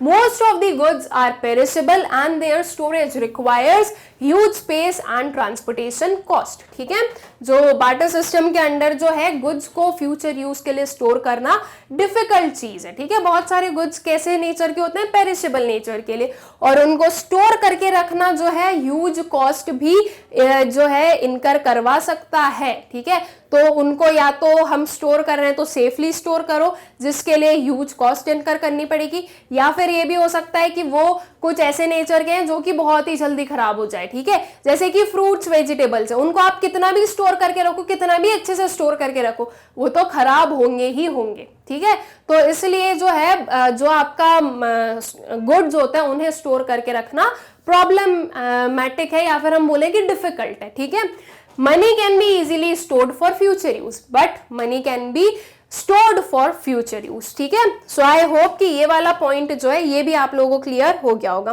फिर एक और जो हमारा लास्ट वाला आता है, that is standard of deferred payment, मतलब कि फ्यूचर पेमेंट्स। बार्टर सिस्टम में फ्यूचर पेमेंट्स पॉसिबल नहीं है, बिकॉज गुड्स का कोई भरोसा नहीं है, राइट, वो खराब भी हो सकते हैं, उनकी क्वालिटी भी खराब हो सकती है, या फिर हम ये बोलें कि उनकी वैल्यू भी कम हो सकती है। लेकिन मनी के साथ में ये प्रॉब्लम्स नहीं होती है। तो मनी यहाँ पर भी एक अपर एज पर है, किसके कंपैरिजन में, किसके हम बोले कंपैरिजन में, गुड्स के कंपैरिजन में। ठीक है, so barter system lacks suitable standard of deferred payments which creates difficulty in credit transaction. ठीक है, क्रेडिट ट्रांजैक्शंस नहीं हो सकते हैं वहां पर। Borrowers may not be able to arrange goods of exactly the same quality at the time of repayment. On the other hand, due to general acceptability of money, future payments are expressed in terms of money. ठीक है, तो goods जो है वो जरूरी नहीं है ना कि उसी पर्टिकुलर क्वालिटी के जब पेमेंट करना है तब मिले फ्यूचर में, लेकिन मनी के साथ में ऐसी प्रॉब्लम नहीं, बिकॉज मनी तो सेम क्वालिटी का, और मनी की जो वैल्यू है वो भी नहीं खत्म होने वाली है। ठीक है, तो इसलिए हम मनी को इजीली यूज कर सकते हैं as an standard for deferred payment, या फिर हम बोले फ्यूचर पेमेंट्स के लिए। ओके, तो आई होप कि ये जो मनी ओवर बार्टर सिस्टम है ये भी आप लोगों को अच्छे से क्लियर हो गया होगा। फिर आता है हमारा next topic, that is evolution of money. ठीक है, पहले मनी क्या था, फिर मनी क्या बना, और आज की डेट में मनी कैसा है, ये सब कुछ देखते हैं। ठीक है, तो सबसे पहले था कमोडिटी मनी। कमोडिटी मनी मतलब कि किसी भी कमोडिटी को एज एन कॉमन कंसेंट मान लिया कि हम जो है इस कमोडिटी को एक्सचेंज करेंगे किसी भी गुड्स को खरीदने के लिए। ठीक है, देखो commodity money and barter system of money different है। डिफरेंट कैसे है, बिकॉज यहाँ पर क्या है, यहाँ पर कमोडिटी हम मनी बोल रहे हैं। ठीक है, मतलब कि इसे जो है हम बोल रहे हैं कि कोई भी एक कमोडिटी को क्या लिया गया as a common exchange of good. ठीक है, कि किसी भी कमोडिटी को ले लिया, जैसे कि कोई भी फर्ज वगैरह हो गए, कोई भी कमोडिटी हो गई, जिसे जो है कॉमन एक्सचेंज ले लिया एज अ गुड। ठीक है, जो गुड्स को एक्सचेंज करने के लिए। अब वैसे तो मनी क्या होता है, जो कि हम लोग म्यूचुअली या हम बोलें कि जनरल एक्सेप्टेबिलिटी होती है जिसकी, कि हम लोग जो है उसे as a medium of exchange use कर रहे हैं। अब अगर हम देखें तो यहाँ पर भी जो है गुड्स या किसी कमोडिटी को ही एक्सचेंज किया जा रहा है, राइट। अब किसी कमोडिटी को अगर हम एक्सचेंज कर रहे हैं किसी कमोडिटी के अगेंस्ट में, तो यूजुअली हम उसे यही बोलते हैं ना, जो हमारा बार्टर सिस्टम ऑफ एक्सचेंज है वही। तो इसलिए आप कमोडिटी मनी को कभी कभी जो है, ये मतलब आपकी बुक्स में है कि आप उसे बार्टर एक्सचेंज बोलते हो। ठीक है, so goods like furs, skin, salt, wheat, utensils, weapons, etc. were commonly used as money.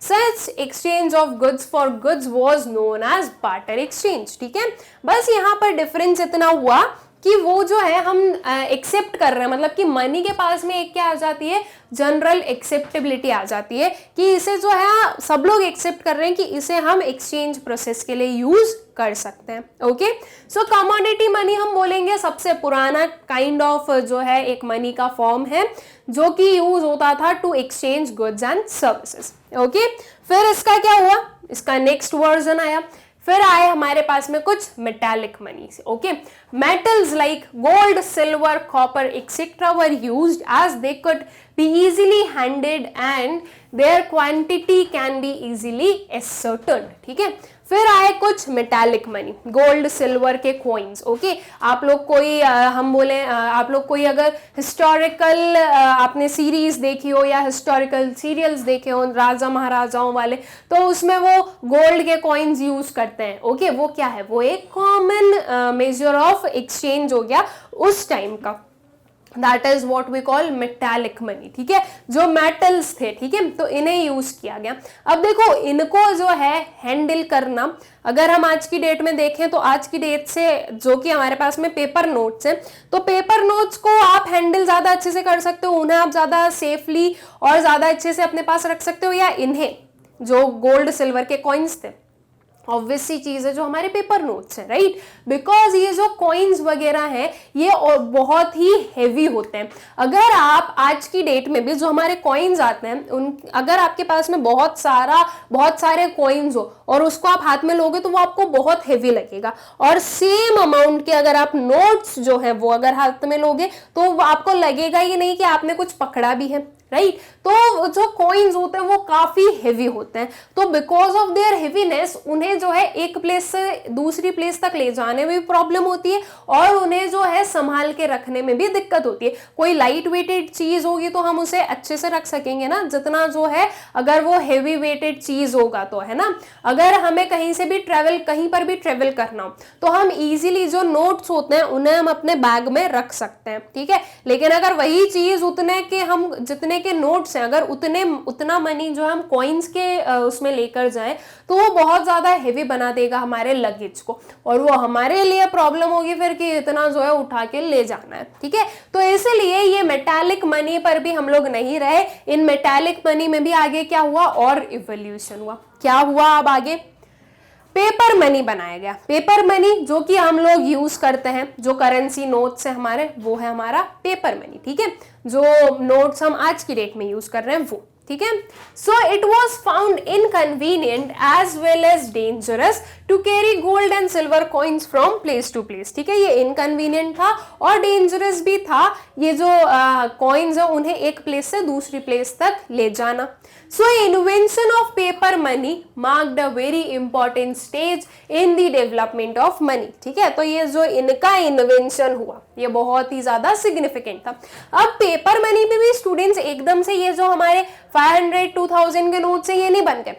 आप खुद आपकी जो पूरी लाइफ है उसमें देखिए, जब आप लोग बॉर्न हुए या जब आप थोड़े बड़े हुए, जब आप समझने लगे, तो क्या ये 2000 के नोट्स होते थे? नहीं होते थे, ये तो और बाद में जो है बने ना, राइट। तो ऐसे ही जो पेपर मनी है वो एकदम से हमें ऐसे ही नहीं मिल गए, ठीक है, मतलब यही वाले नहीं मिले, इनमें भी डिफरेंट स्टेजेस आई, डिफरेंट जो है काइंड ऑफ नोट्स आए।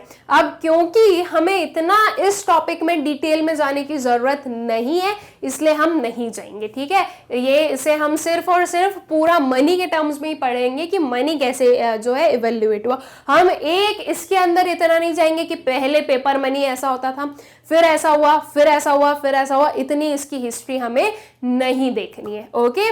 बस क्या हमें पता होना चाहिए कि पहले कमोडिटी मनी होता था, फिर कुछ मेटालिक मनी आए, ठीक है, फिर कुछ पेपर मनी का इन्वेंशन हुआ, ओके। एंड पेपर मनी को हम ये जो हमारे नोट्स होते हैं वो होते हैं। Paper money is regulated and controlled by central bank of the country और RBI इन इंडिया, ठीक है। जो पेपर मनी है उसे कौन कंट्रोल कर रहा है और कौन रेगुलेट कर रहा है? जो सेंट्रल बैंक होती है कंट्री की वो, जैसे कि इंडिया की सेंट्रल बैंक कौन सी है? Reserve bank of India, that is RBI. ठीक है, तो आरबीआई जो है वो कंट्रोल करती है किसको? पेपर मनी को। ठीक है, कितना जो है मनी बनाना है, कितना मार्केट में भेजना है, ओके, कितने उसमें चेंजेस करने हैं, ये सारी जो चीजें हैं ये कौन रेगुलेट कर रहा है? आरबीआई रेगुलेट कर रही है। ठीक है, at present a very large part of money consists mainly of currency notes और paper money issued by the central bank। ठीक है, आज की डेट में जो सबसे एक लार्ज प्रपोर्शन हम बोले तो एक लार्ज प्रपोर्शन या फिर हम बोले कि मेजॉरिटी ऑफ प्रपोर्शन किस फॉर्म में हम देख रहे हैं? करेंसी नोट्स या फिर पेपर मनी के फॉर्म में। ठीक है, आपको इतने कॉइन्स देखने को नहीं मिलेंगे जितने पेपर मनी या फिर हम बोले करेंसी नोट्स देखने को मिलेंगे। वैसे तो आज की डेट में जो है ये चीज और भी चेंज होने लगी है। अब जो है हम थोड़े डिजिटलाइज्ड बन रहे हैं, हम लोग पेपर मनी दैट मीन्स ये नोट्स को भी ज्यादा अपने पास रखना पसंद नहीं करते हैं। हम जो अपने debit cards, credit cards use करते हैं, जो यूपीआईज हैं वो यूज करते हैं फॉर मेकिंग पेमेंट्स। ठीक है, तो आज की डेट में पेपर मनी जो है या फिर मैं बोलूं करेंसी नोट्स जो है उनका यूसेज भी कम होने लग गया है, लेकिन फिर भी एक सिग्निफिकेंट अमाउंट में और एक सिग्निफिकेंट क्वांटिटी में आपको करेंसी नोट्स आपकी इकोनॉमी में देखने को मिलते हैं। ठीक है, तो पेपर मनी का इन्वेंशन बहुत ही जरूरी था और बहुत ही सही था ये। ठीक है, कि ये जो है उनका इन्वेंशन करना जरूरी है, बिकॉज इतना जो मेटालिक मनी है उसे हम स्टोर करने में उसे बहुत प्रॉब्लम होती। ठीक है, और वो काफी इनकन्वीनियंट था, इवन डेंजरस भी था, राइट, बिकॉज उन्हें आप इतना छुपा भी नहीं सकते ना। डेंजरस कैसे था? जब हम ट्रेवल करते हैं तो हम क्या सोचते हैं, जो मनी है उसे बिल्कुल अपने बैग के एकदम कोई सा एक छोटा सा कुछ पॉकेट होगा, ठीक है, जो कि हमें ही पता है, उसमें हम लोग जो है उसे रखते हैं ताकि किसी की नजर ना पड़े उस पर, राइट, कोई जो है चोरी ना कर ले, राइट। लेकिन अगर मेटालिक मनी होता है तो वो ऑलरेडी इतना हेवी है कि एक बैग को उठाने में समझ में आ जाएगा कि हाँ इसके अंदर जो है मनी रखा हुआ है। ठीक है, तो इसके लिए वो डेंजरस भी होता था। ओके, तो आई होप कि पेपर मनी जो है ये भी आप लोगों को क्लियर होगा। अब पेपर मनी के साथ ही साथ जो है स्टूडेंट्स क्रेडिट मनी का इन्वेंशन होने लगा। यहाँ पर जो क्रेडिट मनी है उसे आप आपके कार्ड्स पर मत लेके जाना। ठीक है, जो कार्ड्स होते हैं, जो डेबिट कार्ड्स, क्रेडिट कार्ड्स और भी जो दूसरे कार्ड्स होते हैं, वो जो कार्ड्स होते हैं वो प्लास्टिक मनी होता है। ठीक है, paper money sorry credit money नहीं होता है। वो क्रेडिट मनी कौन सा मनी होता है? जो चेक्स होते हैं वो है आपका क्रेडिट मनी। ओके, तो इसे आपको अच्छे से याद रखना है कि क्रेडिट मनी का मतलब क्या है? जो चेक्स है, बस इसका ये टर्म याद रख लो, क्रेडिट मनी मतलब चेक्स। अंदर की चीजें तो आप लोग लिख दोगे, इतना ट्रस्ट तो मुझे भी आप लोगों को पर है। ठीक है, तो देखो जैसे जैसे पेपर मनी बन रहा था, साइड बाय साइड जो है ये क्रेडिट मनी का इन्वेंशन भी स्टार्ट हो गया था। ठीक है, बिकॉज जो पेपर मनी है वो किसने बनाया? आरबीआई ने, मतलब कि एक बैंक ने। ठीक है, तो एक जो सेंट्रल बैंक है उनके अंडर जो है डिफरेंट बैंक्स, जो कमर्शियल बैंक्स है वो भी स्टैब्लिश होने लग गई। अब बैंक स्टैब्लिश हो रही है तो बैंक के साथ साथ में ये जो क्रेडिट मनी है, दैट मीन्स जो चेक्स वगैरह ये यूज होने लग गए, राइट। आज की डेट में चेक्स उतने यूज नहीं होते होंगे शायद, लेकिन कुछ टाइम पहले जो है चेक्स बहुत यूज होते थे। इवन आज भी जब बहुत ज्यादा बड़े ट्रांजेक्शन्स करने हो तो चेक्स का यूसेज किया जाता है, या फिर आज की डेट में हम ये भी करते हैं कि हम लोग directly account to account transfer कर देते हैं। लेकिन प्रीवियस कुछ ईयर्स में जो है चेक्स काफी यूज होते थे, एक नॉमिनल हम बोलेंगे एक सिग्निफिकेंट लेवल पर ये यूज किए जाते थे। ठीक है, तो जो क्रेडिट मनी है उनका emergence, that is emergence of credit money took place almost side by side with that of paper money. People keep a part of their cash as deposit with banks, which they can withdraw at their convenience through checks. ठीक है, हाँ, पहले जो है जब तक debit cards मतलब कि जो हमारे एटीएम्स वगैरह इन्वेंट नहीं किए गए तब तक जो है अगर हमने मनी को डिपॉजिट करके रखा है बैंक से तो हमें विड्रॉ करना है तो चेक का ही यूज करना पड़ता था। ठीक है, बिकॉज हम क्या करते थे, अपना चेक साइन करते थे। चेकबुक आज भी दी जाती है आपको बैंक से, चेक पर साइन करके उसमें जितना अमाउंट चाहिए वो हम डिपॉजिट करते थे, मतलब चेक देते थे बैंक में और बैंक जो है हमें मनी देती थी। आज हमें मनी निकालना होता है तो हम क्या करते हैं, अपना डेबिट कार्ड लेते हैं, एटीएम जाते हैं, उसे वहां पर इंसर्ट करते हैं और अपना जो भी मनी है, जितना भी अमाउंट है, वो हम विड्रॉ कर लेते हैं, राइट। लेकिन पहले जब तक डेबिट कार्ड नहीं इन्वेंट हुआ था तब तक ये सारा काम किससे चलता था? चेक्स से ही चलता था, ठीक है। The check known as credit money और bank money, it self is not money but it performs the same function as money, ठीक है। अब हम देखें तो ये जो चेक्स हैं ये खुद मनी नहीं है ना, राइट। ये जो चेक है क्या ये मनी है? नहीं, मनी तो करेंसी नोट्स एंड कॉइन्स होते हैं, लेकिन फिर भी ये जो चेक्स हैं ये मनी का ही काम कर रहे हैं, है ना। हम लोग जो है अगर एक कोई हमारा चेक साइन किया हुआ है और वो अगर कहीं पे हमसे गिर जाए तो ऐसे घबरा जाते हैं ना कि अगर किसी ने उसे ले लिया और उस पर साइन भी है, अगर डेट भी डली हुई नहीं है और अगर किसी ने उसे ले लिया तो वो उस हमारे अकाउंट से जो मनी है वो विड्रॉ कर लेगा, राइट। तो वो केस जो चेक है वो मनी का ही जो काम है वो परफॉर्म करते हैं, ठीक है। इसलिए हमने इन्हें क्या बोला? क्रेडिट मनी टर्म दिया है, ओके। सो आई होप कि क्रेडिट मनी जो है ये भी आपको क्लियर हो गया होगा। नाउ हम लोग जो है सिर्फ और सिर्फ चेक्स तक नहीं रहे, हमने जो है चेक के आगे, दैट मीन्स क्रेडिट मनी के आगे भी क्या किया है? अभी और इन्वेंशन किए और इवेल्युएशन किया मनी का, ठीक है। तो क्या है हमारे पास में? कौन से kind of? That is plastic money, ठीक है। जो हमारा फिफ्थ टाइप है, ये फोर्थ नहीं, ये फिफ्थ होगा, that is plastic money. Plastic money, जो कार्ड्स आप देखते हो वो प्लास्टिक के होते हैं, राइट। उन्हें अगर आपको नहीं पता है तो कभी कार्ड लेना, अपने पेरेंट्स से ले लेना कार्ड, बस देखने के लिए, और उन्हें वापस रिटर्न भी कर देना, ठीक है। कार्ड लेना और उससे देखना कि वो किस चीज के आते हैं, कौन से मटेरियल के? प्लास्टिक के, ठीक है। कुछ बहुत सारे डिफरेंट कार्ड्स आते हैं, ठीक है। Debit card, credit card, visa अलग होता है, वीजा कार्ड्स अलग होते हैं, मास्टर कार्ड्स अलग होते हैं, बहुत सारे डिफरेंट काइंड्स ऑफ कार्ड्स होते हैं। ये क्या है? ये है plastic money, okay. So latest type of money is plastic money in the form of credit cards and debit cards. The aim at removing the need for carrying cash to make transaction. ठीक है, इनका M क्या है कि अब जो है हम मनी को भी ना रखें अपने साथ में, जो हम इन्हीं का यूज कर देंगे कोई भी ट्रांजेक्शन के लिए। मतलब कि पहले जो है कमोडिटी यूज कर रहे थे, फिर मेटल्स यूज करने लग गए, फिर पेपर मनी पर आए, चेक पर आए, और फिर तो हम आ गए बिल्कुल कार्ड्स पर कि अब जो है हम कैश रख ही नहीं रहे या फिर बहुत ही कम अमाउंट ऑफ कैश अपने साथ में रख रहे हैं, ठीक है।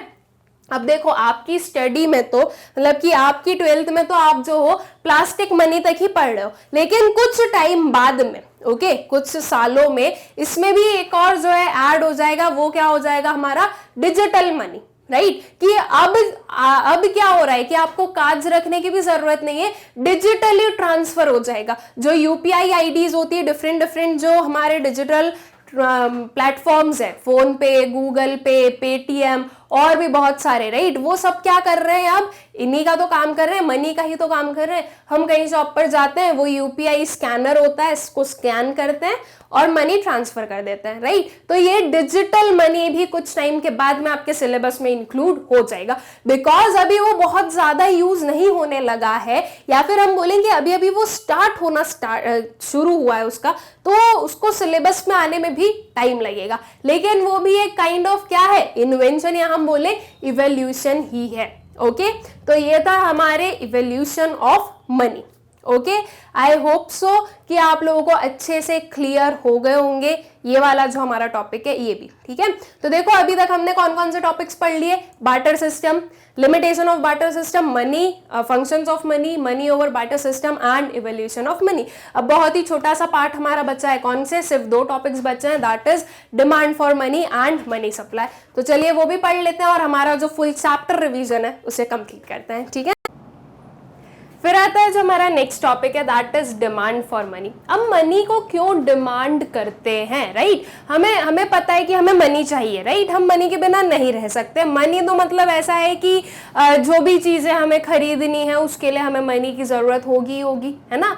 तो इसलिए हम डिमांड कर रहे हैं मनी की, राइट। डिमांड करना मनी की मतलब कि क्या? देखो हम कोई कमोडिटी की डिमांड करते हैं, इट मीन्स कि हमें वो पर्टिकुलर कमोडिटी चाहिए। वैसे ही सेम हम अगर मनी की डिमांड कर रहे हैं, इसका मतलब कि क्या है कि हम चाहते हैं कि मनी आए हमारे पास में, ओके। तो क्या हम सिर्फ अपने वॉन्ट्स को सेटिस्फाई करने के लिए मनी की डिमांड करते हैं? ये बात तो बिल्कुल सही है कि हम अपने वॉन्ट्स को सेटिस्फाई करते हैं, लेकिन और भी जो हमारे रीजंस होते हैं डिमांड करने के मनी को, ठीक है। अब वो रीजंस क्या होते हैं वो हम लोग देख लेते हैं। तो the demand for money is the total amount of money that the population of an economy wants to hold. Okay, demand for money क्या होता है? ये वो टोटल अमाउंट होता है मनी का जो पूरी पॉपुलेशन है इकोनॉमी की वो होल्ड करना चाहती है, ठीक है। देखो, मैं अगर मनी की डिमांड कर रही हूं तो मैं क्या चाहूंगी कि मनी मेरे पास में हो, है ना। ये थोड़ी ना कि मैं ये बोल रही हूँ कि बस मैं डिमांड कर रही हूँ, मुझे बस सामान लाके दे दो। नहीं, मैं किसी यहाँ पर कमोडिटी की डिमांड नहीं कर रही हूँ। मैं किस चीज की डिमांड कर रही हूँ? मैं मनी की डिमांड कर रही हूँ, ठीक है। मतलब कि मैं क्या चाहती हूँ कि मेरे पास में मनी हो। सेम वे में जो सारे लोग, जो पूरी पॉपुलेशन मनी की डिमांड कर रही है, वो क्या चाहती है कि इतना मनी हम लोग अपने पास में होल्ड करके रखना चाहते हैं, ठीक है। अब हम क्यों कर रहे हैं मनी की डिमांड? उसका रीजन क्या है? क्या मनी, सिर्फ अगर मनी मेरे पास में होगा तो क्या मेरे सारे वांट सेटिस्फाई हो जाएंगे? नहीं। देखो, मेरा क्वेश्चन क्या था कि अगर मनी मेरे पास में होगा, ओके, मैंने ये नहीं बोला कि मैं मनी की हेल्प से कुछ और खरीद रही हूं, नहीं, मैंने मनी का डिमांड किया, मैंने मनी को जो है अपने पास में रखा, मैंने पॉकेट में 5000 रुपीज रखे हैं। तो क्या वो 5000 रुपीज मुझे किसी भी काइंड ऑफ सेटिस्फैक्शन प्रोवाइड कर रहे हैं? मेरा किसी भी काइंड ऑफ का जो नीड है या वांट है, क्या वो सेटिस्फाई कर रहे हैं अगर वो पॉकेट में ही रखे हुए हैं? तो नहीं, मुझे जो है उस मनी को यूज करना पड़ेगा, राइट। तभी तो मैं जो हूं तभी तो मैं मनी के हेल्प से या उसके यूज से मेरे जो वांट्स है वो सेटिस्फाई कर पाऊंगी।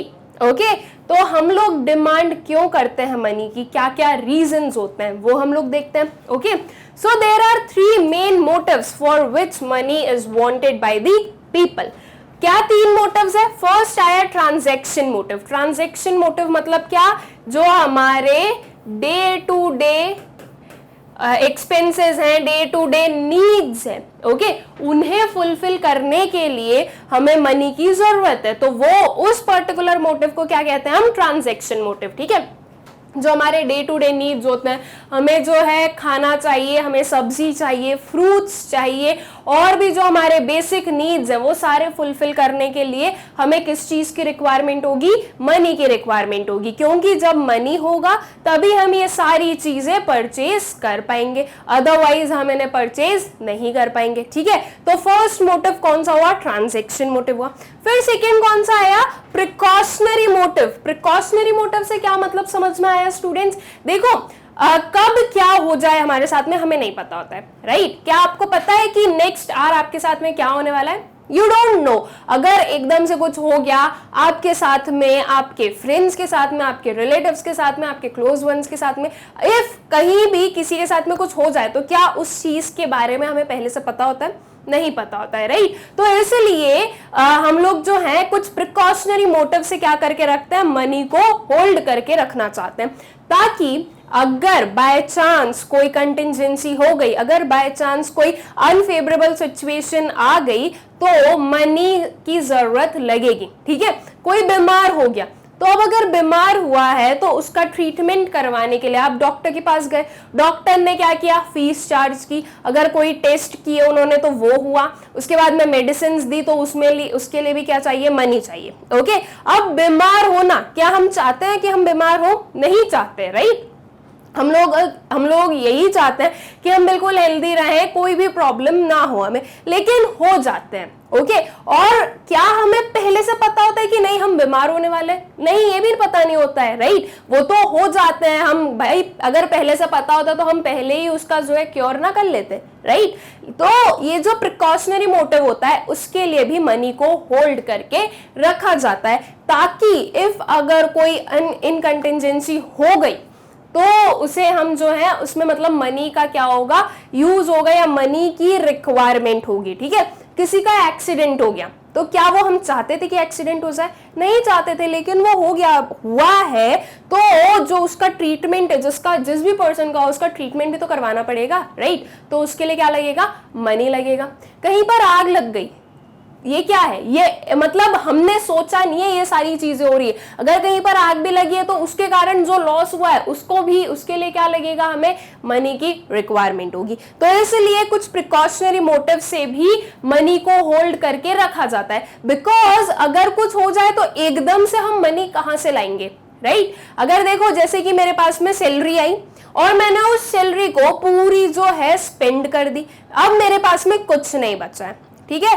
अब जो है अगर कोई भी जो है कोई भी कंटिजेंसी हो जाए तो उसके लिए मैं मनी कहां से लाऊंगी, अगर मेरे पास में कोई सेविंग्स नहीं है तो, राइट। फिर एकदम से कोई मुझे ऐसा थोड़ी नहीं कि मेरे जो भी बॉस होंगे या मैं जो भी कंपनी होगी वो मुझे जो है मनी दे देगी कि अच्छा ठीक है आप जो अभी ले लो, वो आउट ऑफ दी एकदम ऐसे मिड मंथ में तो नहीं देने वाले हमें, जब मंथ पूरा कंप्लीट होगा तभी जो है सैलरी दी जाएगी, राइट। तो अगर हम मनी को होल्ड करके नहीं रखेंगे तो ये जो हमारा एक प्रिकॉशनरी मोटिव है, या कभी अगर हमें एकदम आउट ऑफ दी सडन अगर जरूरत हो गई तो हम उसे कैसे यूज करेंगे, राइट। तो इसलिए कुछ प्रिकॉशनरी मोटिव के कारण भी मनी को होल्ड करने का हम लोग सोचते हैं, ठीक है।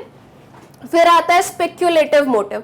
स्पेक्यूलेटिव मोटिव क्या होता है, स्पेक्यूलेशन करना, मतलब कि हम लोग आज की डेट में फ्यूचर का कुछ देख रहे हैं। फ्यूचर का देख रहे हैं इन दी सेंस क्या, फ्यूचर में कुछ हम एस्टिमेट्स लगा रहे हैं कि इन फ्यूचर जो है, मान लो मैंने बोला कि इन फ्यूचर जो है गोल्ड की प्राइस कम होगी XYZ रीजन से, ठीक है। कुछ उसके मैंने आप लोगों को बढ़िया से रीजन भी दे दिए कि इन रीजंस की वजह से जो गोल्ड की प्राइस है वो कम होगी इन फ्यूचर। तो ये मैंने क्या किया है, ये मैंने स्पेक्यूलेशन किया है, ठीक है। मतलब कि मैं प्रेजेंट में रहकर फ्यूचर के कुछ एस्टिमेट्स बता रही हूँ कि ऐसा हो सकता है, और ऐसा मैं बिल्कुल फुल रीजन के साथ में बोल रही हूँ कि ऐसा होगा ही। अब मान लो कि मैं ये बोल दूं कि जो है फ्यूचर में गोल्ड की प्राइस कम हो रही है ना, तो मैंने क्या किया, अभी मनी को होल्ड करके रखा कि जब गोल्ड की प्राइस कम होगी तो मैं गोल्ड परचेज कर लूंगी। ये क्या था, ये था स्पेक्यूलेशन, कि मैंने जो है स्पेक्यूलेशन किया,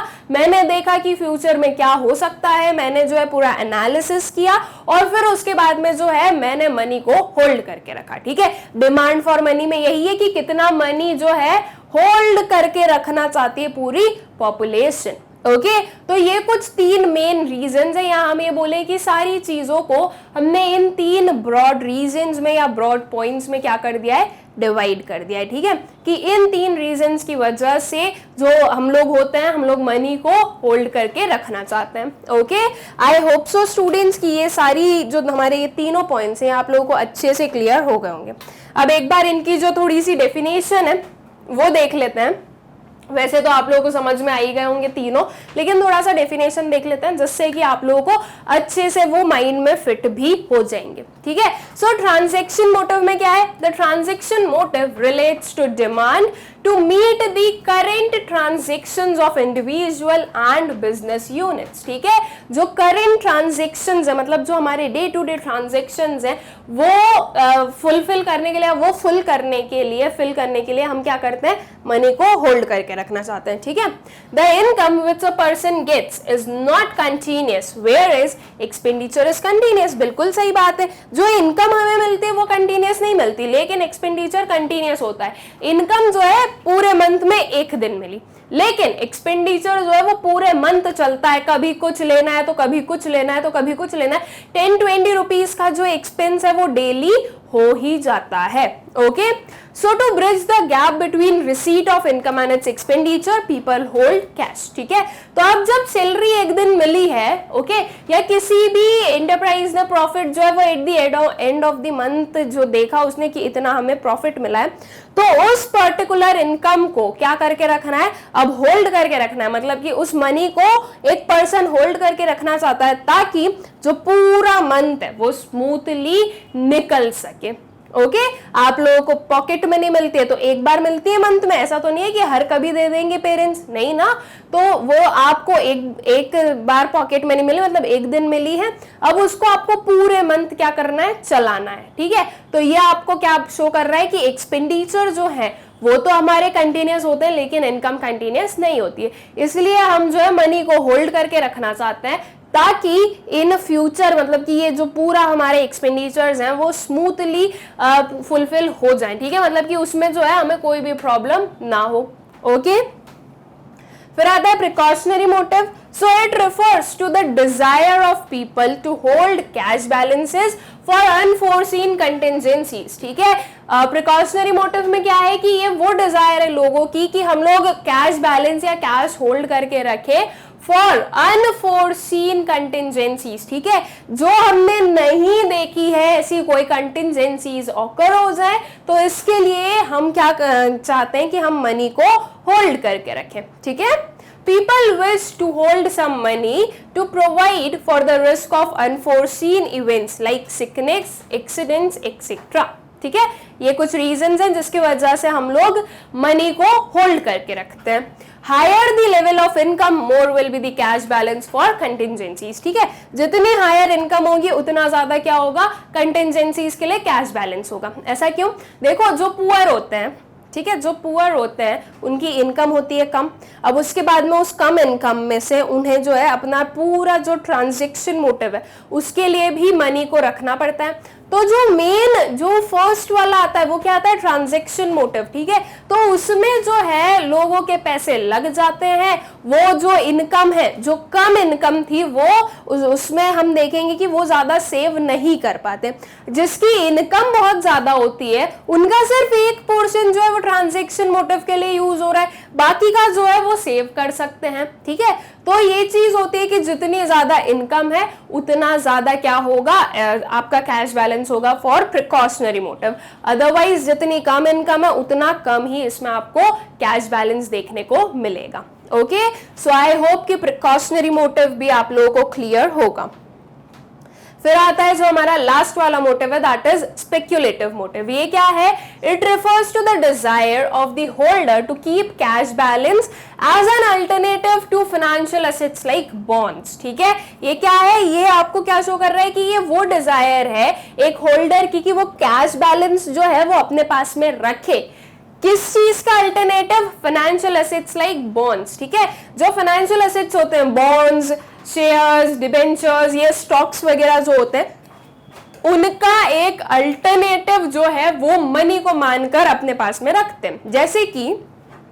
जैसे कि मैंने आपको गोल्ड का एग्जांपल दिया, ठीक है, वैसे ही जो सारा स्टॉक है, जो सारे फाइनेंशियल एसेट्स है, उनमें स्पेक्यूलेशन चलता है, ठीक है, कि इस कंपनी के शेयर जो है वो बढ़ने वाले हैं, उसका जो रेट है वो बढ़ने वाला है या कम होने वाला है। ये सारा जो स्पेक्यूलेशन चलता है उसके पीछे मनी को होल्ड करके रखा जाता है। Okay, so under speculative motive it is presumed that people can hold their wealth either in the form of bonds or in the form of cash balance, ठीक है। अब ये माना जाता है कि स्पेक्यूलेटिव मोटिव के अंदर जो हम लोग हैं, जो पीपल हैं, वो लोग या तो कैश बैलेंस रख सकते हैं, मनी को एज ए कैश बैलेंस रख सकते हैं, या फिर बॉन्ड्स के रूप में रख सकते हैं, ठीक है। So the decision regarding holding of bonds or cash balance depends upon the expectations about changes in the rate of interest or capital value of bonds in future, capital value of assets or bonds in future, ठीक है। तो अब हम cash में रख रहे हैं या बॉन्ड्स में रख रहे हैं, मतलब कि एसेट्स में रख रहे हैं, किस चीज पर डिपेंडेंट है कि क्या एक्सपेक्टेड है, हमें क्या लग रहा है कि इन फ्यूचर जो रेट्स हैं, जो रेट ऑफ इंटरेस्ट है या जो वैल्यू है एसेट्स की, वो इंक्रीज होगी या डिक्रीज होगी। उस बेसिस पर जो है हम लोग मनी को या तो होल्ड करके रखते हैं या फिर ये बॉन्ड्स वगैरह को होल्ड करके रखते हैं। ओके, तो ये कुछ है स्पेक्यूलेटिव मोटिव। अब स्पेक्यूलेटिव मोटिव के हिसाब से हर एक पर्सन नहीं चलता है, मतलब कि जो फर्स्ट प्राइम मोटिव होता है वो होता है ट्रांजैक्शन मोटिव, फिर अगर मनी बचा तो वो आता है प्रिकॉशनरी मोटिव में, एंड स्पेक्यूलेटिव मोटिव के अकॉर्डिंग सिर्फ वही लोग मनी को या कैश को होल्ड करके रखना चाहते हैं जिनके पास में इतनी नॉलेज होती है, ठीक है, कि हाँ वो ये सारा जो एनालिसिस है वो कर सकते हैं, वो देख सकते हैं कि इन फ्यूचर क्या हो सकता है, क्या एक्सपेक्टेड है, क्या नहीं है। तो ये जो पर्टिकुलर चीज है स्पेक्यूलेटिव मोटिव, इसके अकॉर्डिंग हर एक पर्सन नहीं होल्ड कर रहा है मनी, लेकिन फिर भी जिनके पास में नॉलेज है, जो ये सारा एनालिसिस करते हैं, वो लोग होल्ड करते हैं। ओके, तो ये तीन हमारे मेन मोटिव्स हैं for demanding money. Okay, I hope so कि ये जो डिमांड फॉर मनी है यह आप लोगों को अच्छे से क्लियर हो गया होगा। Okay, now demand for money हो गया, तो अब मनी सप्लाई भी देखते हैं, राइट। हमने देख लिया कि डिमांड किस रीजन से हो रहा है। अब जो मनी सप्लाई है और जो मेजर्स ऑफ मनी सप्लाई वो समझते हैं हम। Okay, so money supply refers to total volume of money held by public at a particular point of time in a economy. देखो, डिमांड फॉर मनी और money supply में क्या difference है। जो हमने डिमांड फॉर मनी पढ़ा, okay, उस demand for money में हमने क्या पढ़ा कि ये डिजायर होता है लोगों का कि वो इतना कैश होल्ड करके रखे, ठीक है। डिजायर है, वांट है, आप कुछ भी बोल सकते हो कि ये डिजायर है या इतना जो है, जो पूरी पॉपुलेशन है वो इतना मनी होल्ड करके रखना चाहती है, वो होता है demand for money. Okay, money supply क्या होता है? मनी सप्लाई होता है कि एक्चुअल में कितना मनी पब्लिक के पास में, मतलब कि जो पॉपुलेशन है उसके पास में है, ठीक है। एक्चुअल में कितना मनी है उसे हम मनी सप्लाई बोलते हैं। मनी सप्लाई में ये मत करना कि कोई जो है बैंक मनी सप्लाई करने लग गई तो हम उसे मनी सप्लाई बोल रहे हैं, नहीं। डिमांड फॉर मनी और मनी सप्लाई में एक स्लाइट सा डिफरेंस है कि डिमांड फॉर मनी जो होता है वो एक डिजायर होती है कि हमें इतना मनी या इतना कैश होल्ड करके रखना है, और मनी सप्लाई क्या होता है? मनी सप्लाई आपको एक्चुअल में शो करता है या एक्चुअल में बताता है कि एक पर्टिकुलर पॉइंट ऑफ टाइम पर पब्लिक के पास में, या जो हमारी पॉपुलेशन है उसके पास में कितना मनी है। Okay, so money supply refers to total volume of money held by the public at a particular point of time in an economy। ठीक है, आई होप सो कि आप लोग डिमांड फॉर मनी और मनी सप्लाई में confuse नहीं होंगे, और इसमें कोई भी मतलब जो हम बोलेंगे इसके वजह से कोई भी आप गड़बड़ नहीं करके आओगे, ठीक है। इसके अगर जो आपके एमसीक्यूज पूछे जाएंगे उसमें भी ध्यान रखिएगा कि डिमांड फॉर मनी क्या है एंड मनी सप्लाई क्या है। Okay, now features of money supply, ठीक है। मनी सप्लाई के जो फीचर्स हैं वो देखें हम। So it includes money held by the public only, मतलब कि जो मनी सप्लाई है जिसकी हमने अभी डेफिनेशन देखी उसमें क्या बोल रहा है कि मनी हेल्ड बाय पब्लिक। तो मनी हेल्ड बाय पब्लिक होता क्या है? इस पब्लिक में हम किसे किसे इंक्लूड कर रहे हैं? So the term public signifies the money using sector, ठीक है। जो मनी यूजिंग सेक्टर है, हम लोग जो है स्टूडेंट्स, हम लोग मनी बना नहीं रहे, ठीक है। हम क्या कर रहे हैं? हम मनी को यूज कर रहे हैं। तो हम लोग किसका पार्ट होंगे? ये जो पब्लिक टर्म आया है यहाँ पर उसका पार्ट होंगे, ठीक है। That is individuals and business firms. जो इंडिविजुअल और बिजनेस फर्म्स है, हम लोग सब लोग मनी यूजिंग सेक्टर है, ठीक है। It does not include money creating sector, ठीक है। जो मनी क्रिएटिंग सेक्टर है उसे इंक्लूड नहीं करते हैं हम मनी सप्लाई में। अब मनी क्रिएटिंग सेक्टर कौन सा है? That is government and banking system, as cash balances held by them do not come into actual circulation in the country, ठीक है। तो जो गवर्नमेंट और बैंकिंग सिस्टम है उनके पास में जो मनी होता है उसे हम मनी सप्लाई में इंक्लूड नहीं करते, बिकॉज मनी सप्लाई में हम क्या देखते हैं? मनी सप्लाई वो अमाउंट ऑफ मनी है जो कि पब्लिक होल्ड करके रखी है, ठीक है। तो ये जो गवर्नमेंट और बैंकिंग सिस्टम के पास में जो मनी होता है वो हमारे इकोनॉमी की एक्चुअल सर्कुलेशन में नहीं आता है, ठीक है। मतलब कि उनके पास में जो मनी है वो हम लोग यूज नहीं कर सकते, लेकिन हमारे पास में जो मनी है वो मैंने यूज किया है, मैंने किसी और को जो है पेमेंट किया, उसने वो मनी यूज किया और किसी को दिया, तो ऐसे करके हमारा जो मनी है वो यहाँ पर सर्कुलेट हो रहा है और वो इस पूरे सर्कुलेशन में चल रहा है। जो सर्कुलेशन, जो सर्कुलर फ्लो ऑफ इनकम हमने पढ़ा, वो पूरा जो सिस्टम है वो यहाँ पर ऑपरेट हो रहा है, ठीक है, इंडिविजुअल्स एंड बिजनेस फर्म्स के बीच में। तो इसलिए हम लोग किसके अंदर आते हैं? हम लोग पब्लिक की कैटेगरी के अंदर आते हैं, ठीक है। यूजुअली जब हम पब्लिक की बात करते हैं तो वो पब्लिक जो है, public goods, public sector enterprises, ये सब कुछ जो है हमें गवर्नमेंट सेक्टर में लेके जाती है। लेकिन जब हम मनी सप्लाई में पब्लिक बोल रहे हैं, so that is for us, ठीक है, इंडिविजुअल्स एंड बिजनेस फर्म्स, जो मनी यूजिंग सेक्टर है उनके लिए है। Okay, It is a stock concept, that is it is concerned with a particular point of time. Okay, अब हमें पता है स्टॉक एंड फ्लो दो कंसेप्ट होते हैं, तो जो मनी सप्लाई वो क्या है, वो है स्टॉक कंसेप्ट. स्टॉक कंसेप्ट क्यों है, बिकॉज ये एक पर्टिकुलर पॉइंट ऑफ टाइम पर कैलकुलेट किया जाता है.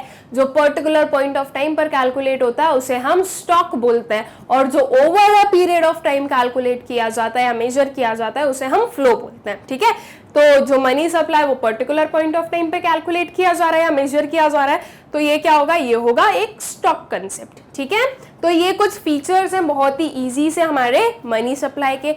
आई होप सो कि ये भी आप लोगों को अच्छे से क्लियर हो गए होंगे. फिर आते हैं हमारे मेजर्स ऑफ मनी सप्लाई. ठीक है, हम मनी सप्लाई को मेजर कैसे करते हैं वो आता है. ओके, नाउ स्टूडेंट्स, जो हमारे मेजर्स ऑफ मनी सप्लाई है वो यूजुअली 4 मेजर्स होते हैं, M1, M2, M3 and M4. ठीक है, ये 4 मेजर्स होते हैं किसके, मनी सप्लाई के. अब इन चारों मेजर्स में हम देख लेते हैं कि कौन सा पर्टिकुलर मेजर में हम कितनी चीजों को इंक्लूड कर रहे हैं. सबसे पहले आया हमारा M1 measure. So it is the first and basic measure of money supply.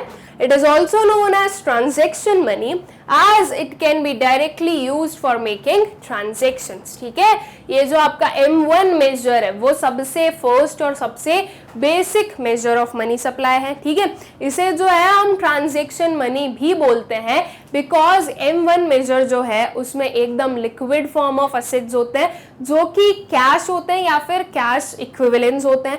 मतलब कि इन्हें हम जो है यूज कर सकते हैं for making our day to day transactions. ठीक है, सो M1 इज इक्वल्स टू, अब M1 होता क्या है, M1 is equals to currency and coins with public. एकदम ये तो क्या हो गया, जो लिक्विड है, जो हमारे पास में ऑलरेडी जो हम लोगों ने मनी को रखा है अपने पास में in the form of currency and coins. ठीक है, तो currency and coins with public plus demand deposits of commercial banks. जो डिमांड डिपॉजिट होते हैं वो कैसे डिपॉजिट होते हैं, वो डिमांड डिपॉजिट है. मतलब कि जब हम लोग डिमांड करेंगे तब जो बैंक है वो हमें मनी वापस दे देगी.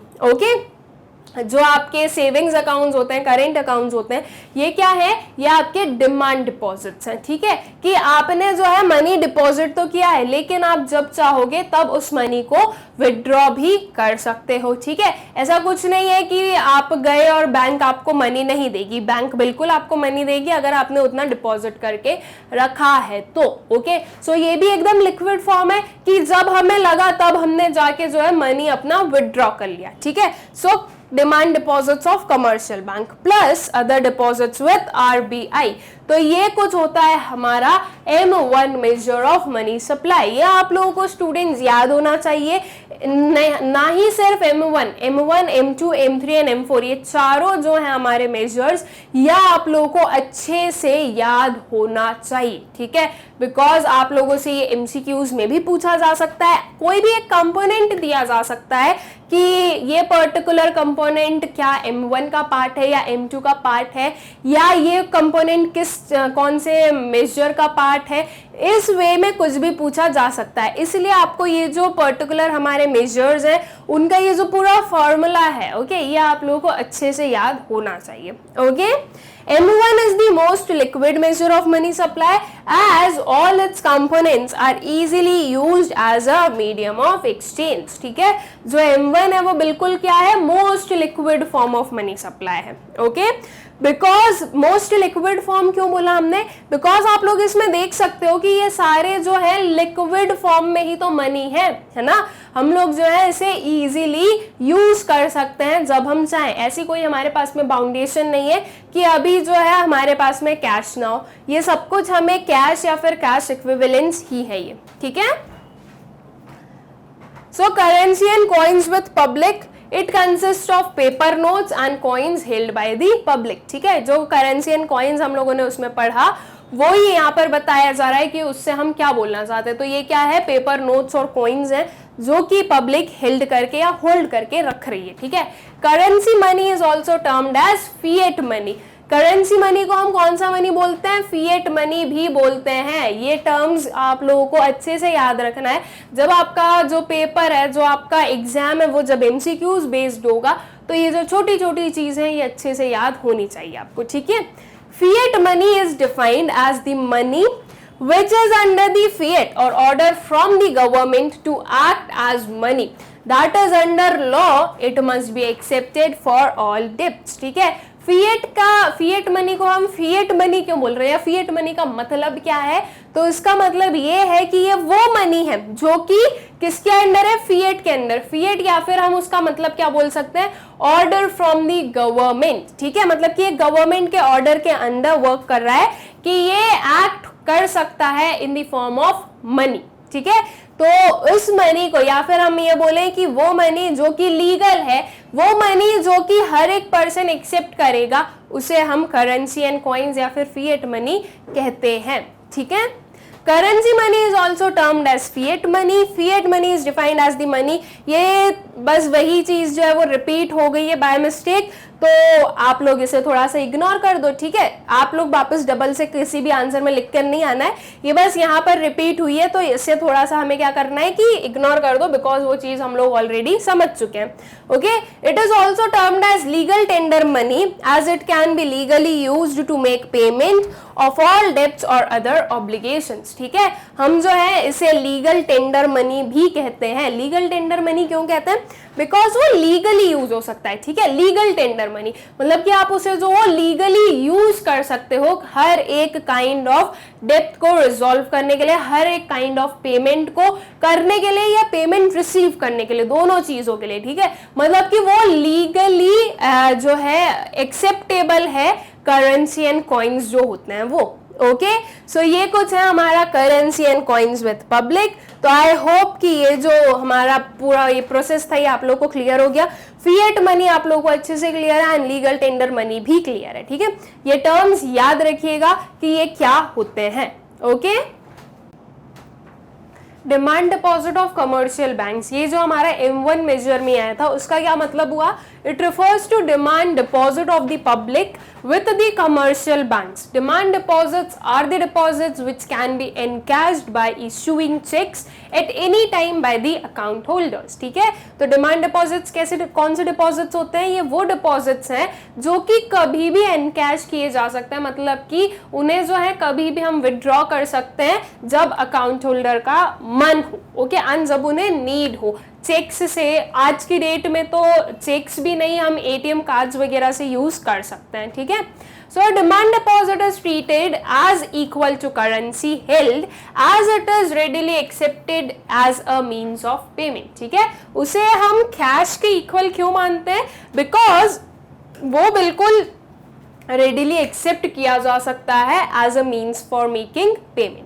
ओके, सो आई होप कि ये जो डिमांड डिपॉजिट्स हैं ये भी आप लोगों को अच्छे से क्लियर होंगे एंड जो हमारा M1 मेजर है ऑफ मनी सप्लाई वो अच्छे से क्लियर होगा। ठीक है, फिर जो हमारे other deposits with reserve bank of India में क्या आएगा, मतलब कि जो M1 का ही पार्ट है other deposits with reserve bank of India, it includes deposit held by the RBI on behalf of foreign banks and government, public financial institutions, world bank, IMF etcetera.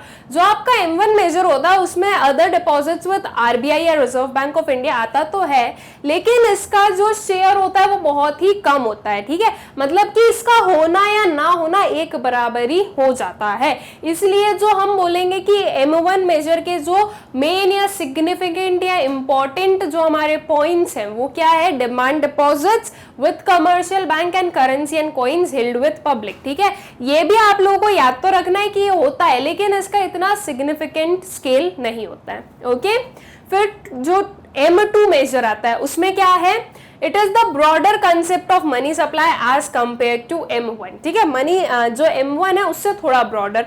तो M2 में क्या है, M1 plus saving deposits with post office saving bank. ठीक है, देखो ये जो है स्टूडेंट्स आपके मेजर्स ऑफ मनी सप्लाई, उसमें आप लोगों को इन्हें याद रखना ही सबसे बड़ी चीज है। ठीक है, कि ये आपको याद होने चाहिए कि M1 में क्या आता है, M2 में क्या आता है, M3 में क्या आता है और M4 में क्या आता है। ओके, सो M2 क्या हो गया हमारा, M1 plus saving deposits with post office saving bank. Okay, M3 this concept is broader as compare to M1।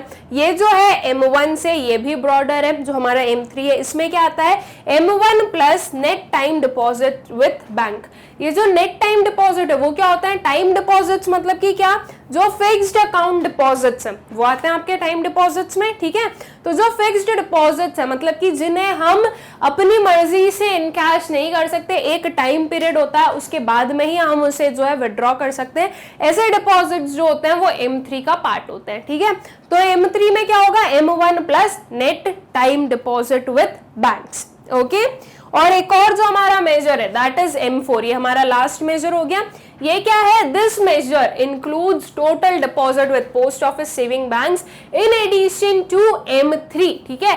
मतलब कि M4 में आपको ये ध्यान रखना है कि यहाँ पर हम M1 नहीं लिख रहे हैं, यहाँ पर हम क्या कर रहे हैं, M3 में ऐड कर रहे हैं। So M4 is equals to M3 plus total deposit with post office saving banks, ठीक है। जो टोटल डिपॉजिट्स है M2 जो था उसमें हमने सिर्फ और सिर्फ क्या लिया था, सेविंग डिपॉजिट्स या फिर सेविंग अकाउंट्स जो थे with post office saving banks, लेकिन M4 में हम क्या ले रहे हैं, total deposits with post office saving banks, ठीक है। तो ये याद रखना कि कब हमने टोटल डिपॉजिट लिया है, कब हमने सेविंग डिपॉजिट्स लिया है। आई नो कि इन्हें जो है थोड़ा सा कंफ्यूज हो जाते हैं इन्हें याद करने में, लेकिन अगर आप इसको रिवाइज करते रहोगे तो ये आपको अच्छे से याद हो जाएंगे, ठीक है। इसमें आप लोगों को प्रॉब्लम नहीं होने वाली है और लर्न करना इंपॉर्टेंट है बिकॉज ये MCQs में क्वेश्चन बन सकते हैं इनसे, ठीक है। हर एक चीज में बन सकते हैं, लेकिन क्या होता है कि ऐसी चीजें हम लोग छोड़ देते हैं, यार हमसे नहीं हो रही तो ठीक है जाने दो देख लेंगे, तो ऐसा काम मत कीजिएगा बिकॉज इस बार आपका MCQ बेस्ड पेपर है तो उसके अकॉर्डिंग आपको फुल प्रिपरेशन करनी होगी, ओके। सो आई होप कि ये जो मनी सप्लाई है ये आप लोगों को क्लियर हो गया होगा। एंड ना ही सिर्फ मनी सप्लाई, हमारा जो ये पूरा चैप्टर था मनी, ये आई होप सो कि आप लोगों को अच्छे से क्लियर हो गया होगा, ठीक है। देखो ये तो क्या है, हमारा मनी जो चैप्टर है वो पढ़ा हमने, ओके। अब जो है स्टूडेंट्स, अभी हमारा जो बैंकिंग है वो बचा हुआ है, ठीक है। मनी एंड बैंकिंग ये दोनों एक ही चैप्टर है आपके NCERT के अकॉर्डिंग, लेकिन जैसे कि हम लोग संदीप गर्ग के अकॉर्डिंग पढ़ रहे हैं तो हमने जो है एक चैप्टर कंप्लीट किया जो कि है मनी। अभी हमारा जो बैंकिंग वाला चैप्टर है वो बचा है और ये जो बैंकिंग है वो हमारा नेक्स्ट चैप्टर होगा, मतलब कि नेक्स्ट जो वीडियो आएगा वो उस पर बैंकिंग पर आएगा, ठीक है।